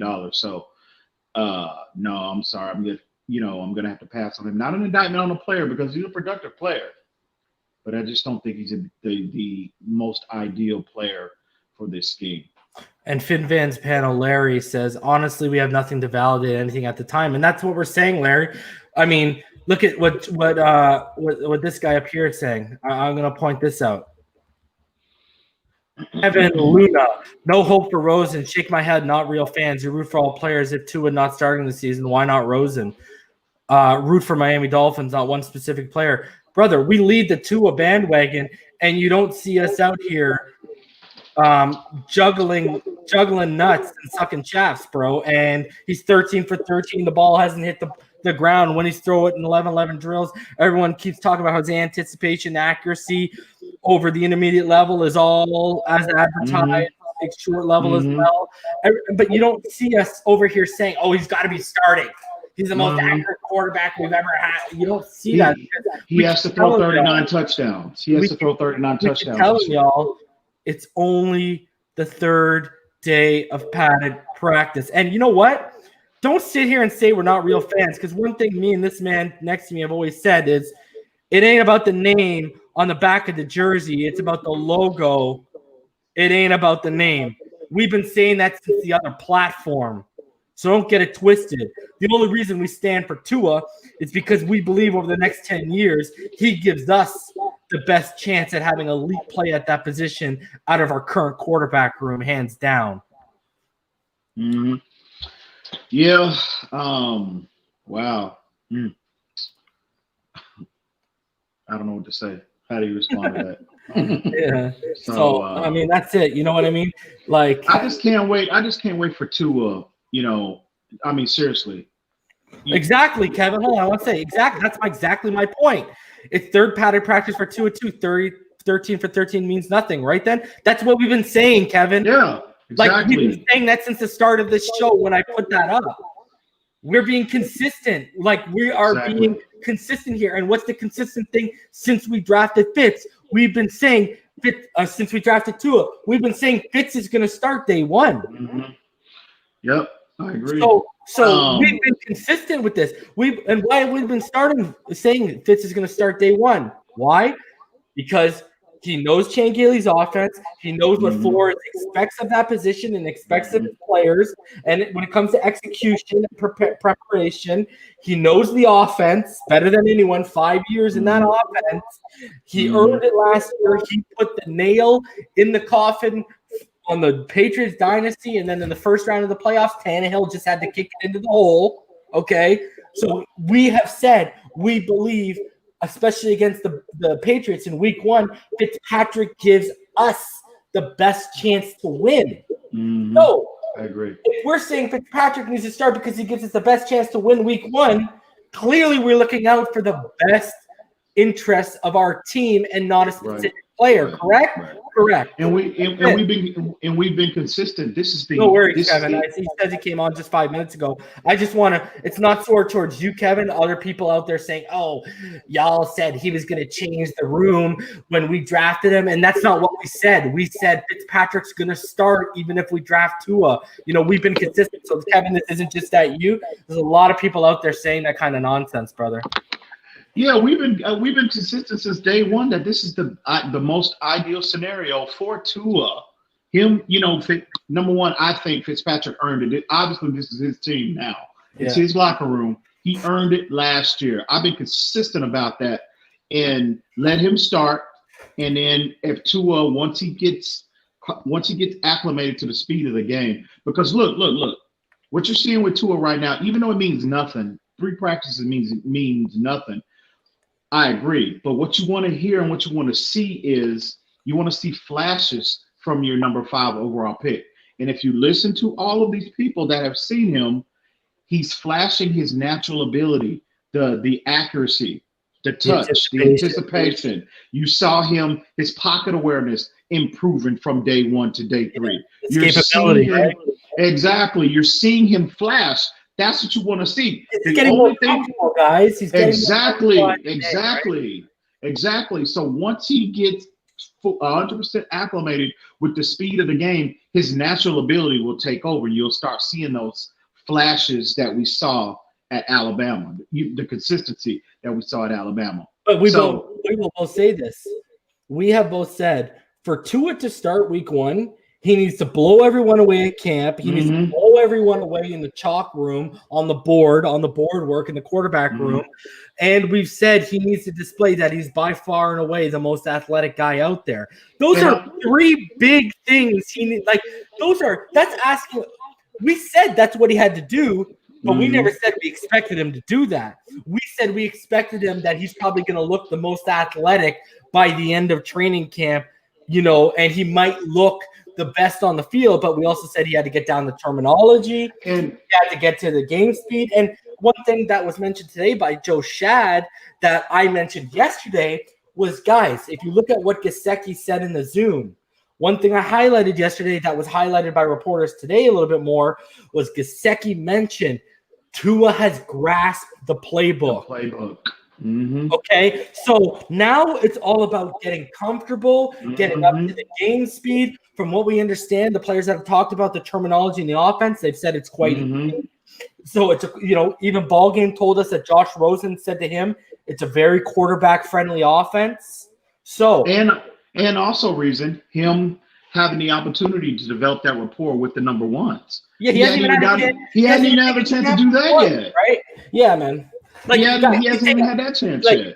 He's you saw Michael Dieter botched a shotgun snap to Josh Rosen today after he botched 2 snaps to Tua yesterday. So clearly this is more of a Dieter issue than it is a Tua issue. If now you're seeing it trickle over to when he's playing with Rosen.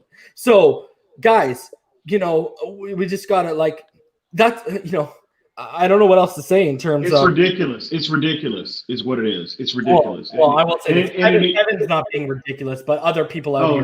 Yeah. And it needs to stop. It needs to stop. This buffoonery needs to stop. Marino's GOAT with the $5 donation. And this is, and we've said this, what Marino GOAT said. Tua is going to be judged worse than Rosen when he messes up because we expect more. Exactly, Marino's GOAT. Yeah. EM has been on the record multiple times saying if year 2, year 3 comes around and we're not getting what we thought we were going to get out of Tua, we'll be the first guys telling you he's not living up to what he was in college. And you're right. Exactly. I'll be honest with you guys. I'll tell y'all right now, I do hold Tua Tagovailoa to a higher standard than I do Josh Rosen but we're only 3 days into padded practice. Right. So I got to be realistic and I got to be logical with my expectations. Mm-hmm. That's it. I agree. I don't know, man. And for the record, we're not the ones that went on the record and said the expectation of Tua is to throw 39 touchdown passes this year. I heard that from a different platform. Yeah. We never said that. Shout out to Chef Jew, the homie, Mod Squad represent. He says, "Reason in EM, trust me, I get what you both saying. I'm just saying that Rosen has gotten better, but I know we need to see what he does in the game." I'll give you this.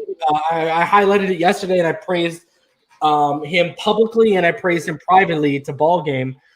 I like that I saw that he noticed something in the defense yesterday and he switched up the look pre-snap. I like that. That's a good start for me. I'll be completely honest with you. That stands out 100,000 times more than some 75-yard pass to Jakeem Grant when Jakeem Grant on day one was burning the secondary no matter who was throwing to him, because even Tua had a deep pass to Jakeem Grant that burnt the secondary. So that's the that intangible type of stuff. I like to see that. But at the same time, I want to see that executed and be successful in real-time live action. Yeah, but, and I want to see the consistency. I don't want to see him just flash and do that one time. You know what I mean? I want to see consistency. Yeah. From everyone, not just Rosen, but everybody. Consistency is the key to the National Football League. The great ones, the better players, they their craft, their skill set, they display that more consistent. The better players do, and that's just what separates everyone. And guys, I'm gonna put you out here because I know Kevin's here and a bunch of other people here. Guys, I don't know if some of you might not be familiar with the homie, basically the third to our two, Mr. Ball Game. That man is literally I would consider him our right-hand man when it comes to this channel. That man, that man is our number 3 to our number 2. He's basically our capo. And Mr. Ball Game said to us privately yesterday, guys, I want to stress this. Josh Rosen has heard me and EM's evaluations and critical evaluations, guys. We were told this directly, and guess what? Josh Rosen doesn't take it personally. From what we're told, a lot of people out there are taking it more personal than Josh Rosen himself is. And I told Ball Game, you know what? That's good. I hope he uses it as motivation to shut us up. I said that. EM can account. I hope he uses that motivation to shut us up, because all that'll happen is he'll get better. We'll have 2 better, good young quarterbacks. And if you guys even remember, a couple months ago, Ball Game posed a question to EM. What if Rosen just takes off and balls out? EMdolphinfan himself said, well, then you got to seriously consider, is Tua Tagovailoa the trade bait? Yep. And I said, and if people that's been around for TD, since we have been on TD's platform in the early goings, I said that almost a year ago. I said, if Rosen has a Kurt Warner-like type of season this year, and I think that's what it's going to take for him to solidify him a long-term role on his team, it's going to be extremely difficult for me to go there, but I will be more than happy. I would issue a public apology to him, number one, and everybody that I have gone back and forth with about this kid. I will be more than happy to tell you, look, I missed something. I'm not going to say I missed the evaluation, because I think our evaluations have been correct, up to this point, based off what he's put on film. And we've had scouts come on here and say, yeah, he was my number 1 quarterback coming out, and I was way off. Right. But where the problem with is that, because me personally, I've pretty much written him off. And that's where the issue would lie. That's where the apology would have to come in, because I've pretty much written him off. And if he shows us, that he can be a competent or a good quarterback, and if he winds up being the starter at some point this year over Tua, you know what I mean?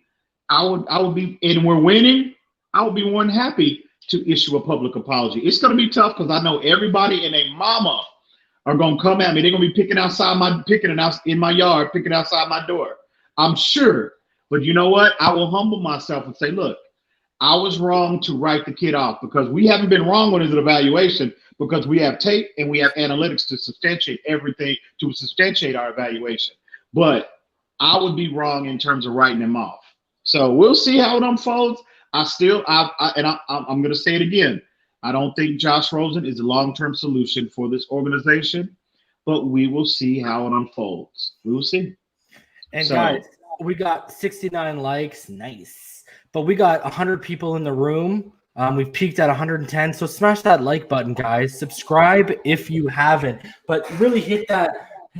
I know I see you guys talking about the dislike army yesterday. Guys, we all know who was using his multiple accounts. And I ain't talking about a content creator, guys. We all know it's the guy who we're living rent-free in his head of. And I'm sure I did get some dislikes from the aforementioned content creator and maybe some people in his family from the model talk. But let me tell y'all, guys, when I said what I said yesterday, guys, and let me put this out on record here, all right? Y'all can go to my Twitter at @the_real_reason. Shout out today for all of y'all who threw some likes, including the amazing Shannon Needham, Nick Needham's mother, throwing me some likes.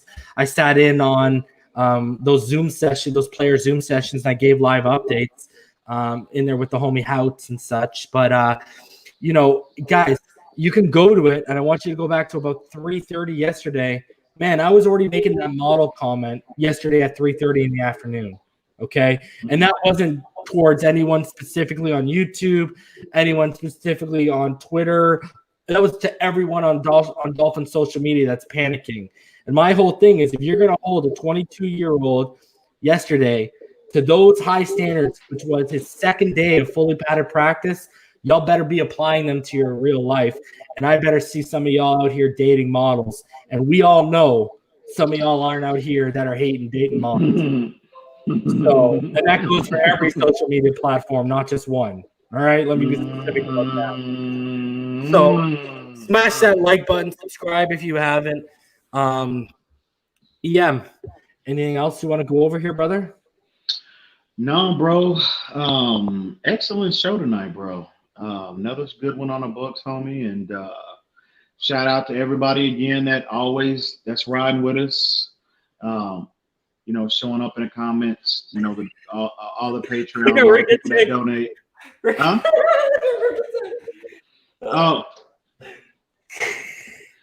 Oh my. Yo, Ricketic, if you saw what I was doing backstage, my God, game and the homie Logan Hampton and EM Dolphin yesterday, when I literally put my feet up on my couch for them all to see when we were backstage, and I said, got my feet up, I'm living rent free in these people's head, and then I literally started popping off the Rick James for everyone to see. If only you saw it, homie. If only you saw it. Wow! Shout out to you, homie. Shout out to you, Rick. But no, man, just appreciate everybody again, man, for showing up. Everybody that's riding with us. Hey, Chef, I'll just say this to you, brother. You got to be more consistent if you're going to hold down that wrench, fam. And it's no knock to anyone. A lot of our mods that you see in the chat are consistently here. You know what I'm saying? Like, they don't miss a show. And we do that because we want these guys, basically to be controlling some of the idiots in the chat. So, man, I'll gladly give you that wrench back, Chef, because I know we can depend on you. Just, let me know you're going to be here more consistently, and we'll rock that. No problem for you, my friend. Absolutely. Absolutely. And Shake Money donates $5 and says, I dated a model. She doesn't know it yet. Shout out to the homie FM. You already know what time it is when it comes to them San Antonio Spurs, baby. Spurs up. Spurs up, baby.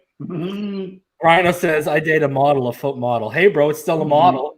You could be a hand model for all you care. So some woman out there could be dating George Costanza when he was a hand model for all I care. You're dating a model, brother. That's all I know. Wow. All right. That's funny. But Chef Jude, just, you know what? We love you, bro. So just, man. Yeah. You've been busy. You know what, Chef? I'll hit you with that. I'll hit you with that wrench because I know you've probably been busy cooking up a storm.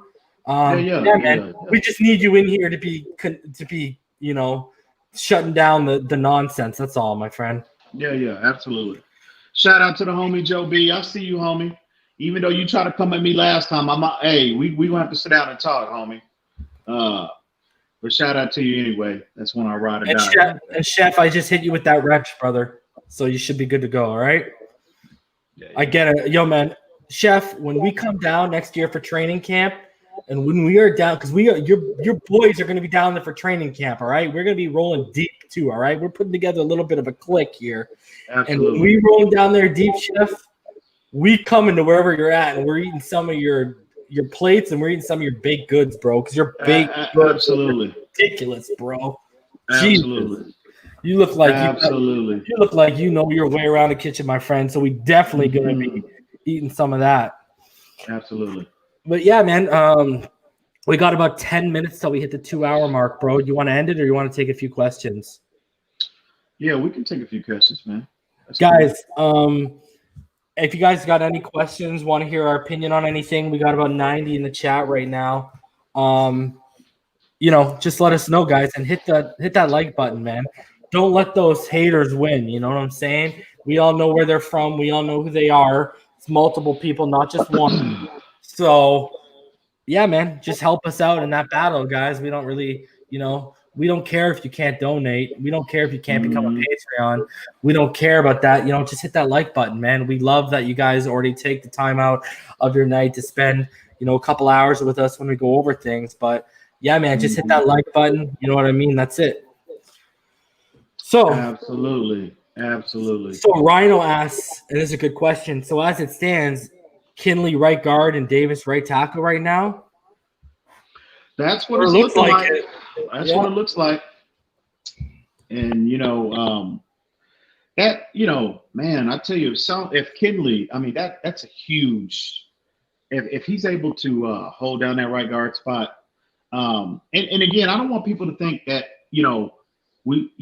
Robert Hunt is not going to contribute at some point. You know what I mean? Even if he doesn't win the start, if he's not starting at right tackle, he's going to have his time. I just think, Kinley has been consistent, and I think Robert Hunt has just been caught up in that right tackle battle. He had an opportunity to get, the majority of reps at right guard to show what he can actually do up to this point. So it's a win-win for both situations, because if Jesse Davis actually wins out at right tackle, and Kinley if he steps up and he proves that he can play well at right guard, you have a behemoth as a depth piece, you know what I mean, in Robert Hunt. You know what I mean? I hate to be the guy to say this. You know what it looks like, EM? Mm-hmm. Looks like they should have pumped the brakes on spending money on a left guard. And they could have just slotted in Kinley there, and Robert Hunt could have just stayed at right guard, and then you wouldn't have had to spend that $10 million a year. I'm not saying Eric Flowers isn't worth it. Right. I agree. If you go back, guys, to day 2 of the draft on TD's platform, when I was live, I gave an immediate evaluation on Robert Hunt when we made the pick, and I talked about how I had him graded out as a guard and how he could be a top 5 guard in the NFL. It's one thing to play tackle against Appalachian State. It's another thing to play tackle in the NFL. So that's where I'm at with that, man. We'll keep it moving here. Manuel Rivera says, on a scale of 1 to 10, how concerned are you about Needham falling back? Personally, I hate hearing that. I agree with you, my friend. That's we all know how high I am. Both of us are on Nick Needham and have been since day one. But it's somewhat concerning. But in terms of his draft, in terms of his position on the team, on the depth chart, I don't think unless he's like horrible, he reverts back to what we saw in the preseason last year. I think Needham will be on this roster. I just think. I mean, the 2 times he got burned. I mean, he got burned by Kirk Merritt, and he got burned by Jakeem Grant. I mean, 4-3 guys. I mean, 4-3 guys. You know what I mean? But what I did hear from Travis Wingfield today about Nick Needham, which is encouraging, he said Nick Needham has had issues in camp, but he said he hasn't been horrible. He's been solid. He said he's been solid for the most part. He's been beat just like every other cornerback. Byron Jones got his, the first couple of days, he was getting beat at times. So we need to pump him.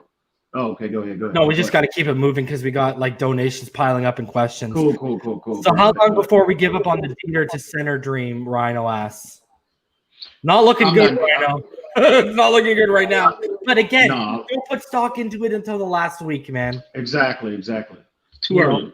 You're seeing snapping problems, but you're not hearing problems about his strength and then one-on-one battles. Exactly. So, and you're not hearing him getting beat by rookies.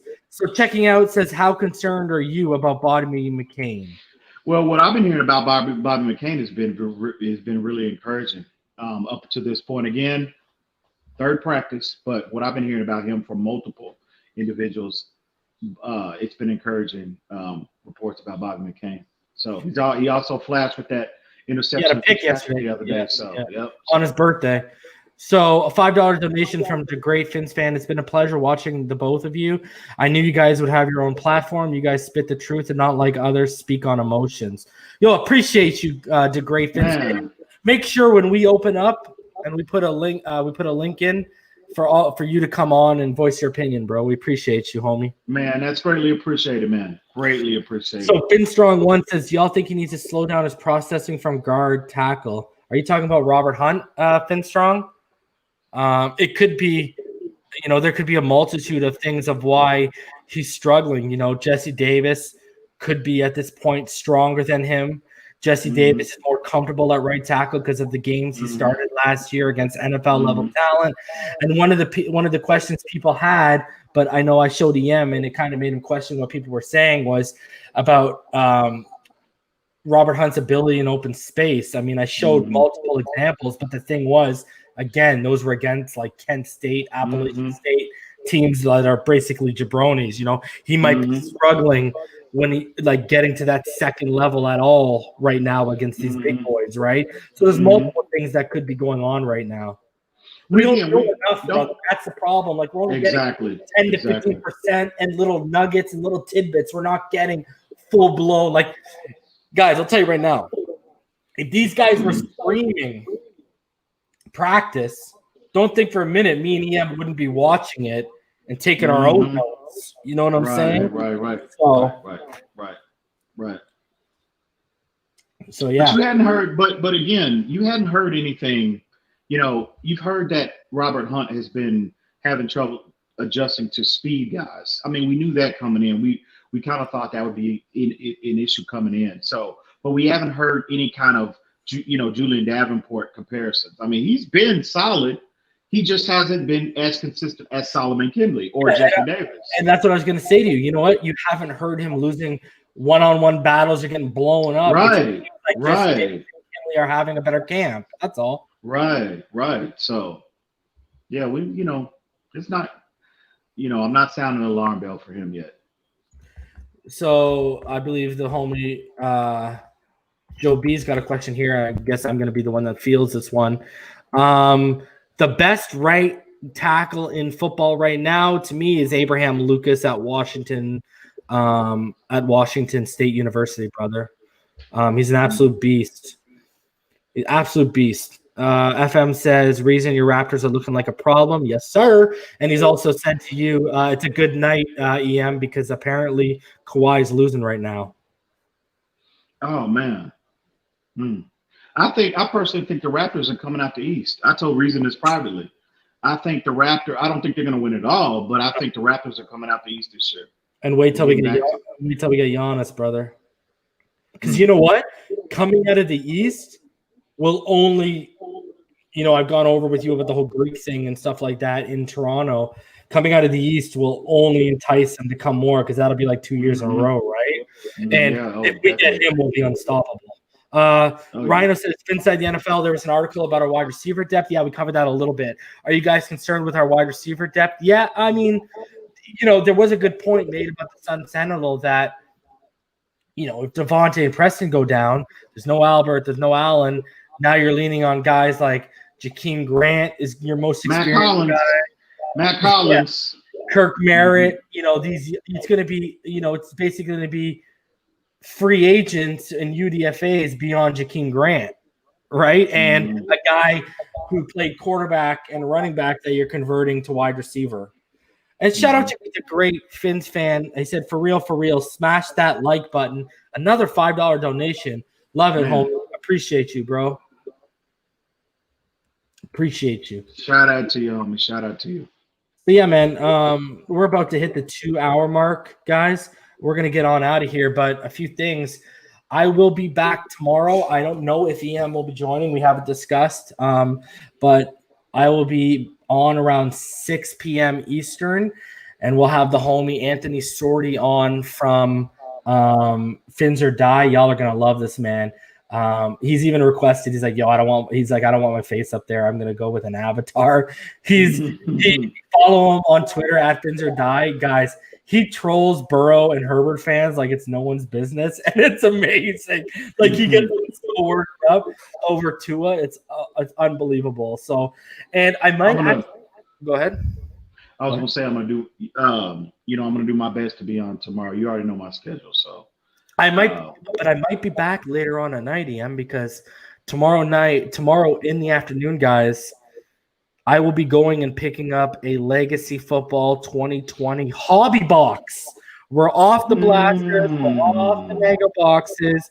There's going to be some big cards in there, guys, and it's actually going to be some legitimate autographs, not some jabronis. So, yeah, man, we're going to open a hobby box. I might do it tomorrow night. Maybe I'll open it, and EM can go over some questions with you guys, et cetera, et cetera. It won't be a padded practice tomorrow, so we can just kind of maybe open things up and maybe have a recap over the last 3 days with everybody and see what they. So we'll probably do that later at night, and then I'll be going from 6 to 7 Eastern just with Sorty. We'll talk about Tua, Rosen. We'll talk about training camp expectations, all that kind of jazz. So y'all are gonna really like that one, man. He's a good dude, and it's been a pleasure getting to know that guy, man. He's awesome. So anything else you want to add before we get out of here, brother? Just one thing. Fins up, baby. All day, every day. Fake Spike 94. Bring Dolph Freaky back. She will be back, my friend. She no, definitely. Shout out to the homie Allie. She's helping me. EM. I'm looking at. I know me and you were talking about getting those pull-up masks, and we're gonna go through with it. But I'm looking at getting me and EM. I'm gonna get us jersey masks. So I'm looking. How cool is that? Dolph Freaky I'm just looking at. I'm talking with her, and she's gonna hook us up with some mask creators out there in South Florida. So yeah, we're gonna be masked up for sure. And agree, Chef Jew. No words tonight have ring truer from anyone. It's all about the logo. Fins up. Exactly, fam. Absolutely. And yo, you know what? I will say this. Dolph Freaky will be back, guys. And I've hit someone up that's connected with Dolph Freaky, and we'll be hopefully bringing them on as well. But other than that, everyone, it's Fins up all day, every day. And we'll see y'all tomorrow night. Love y'all. See y'all tomorrow. Stay happy, healthy, safe, guys. Be safe. Be safe, everybody.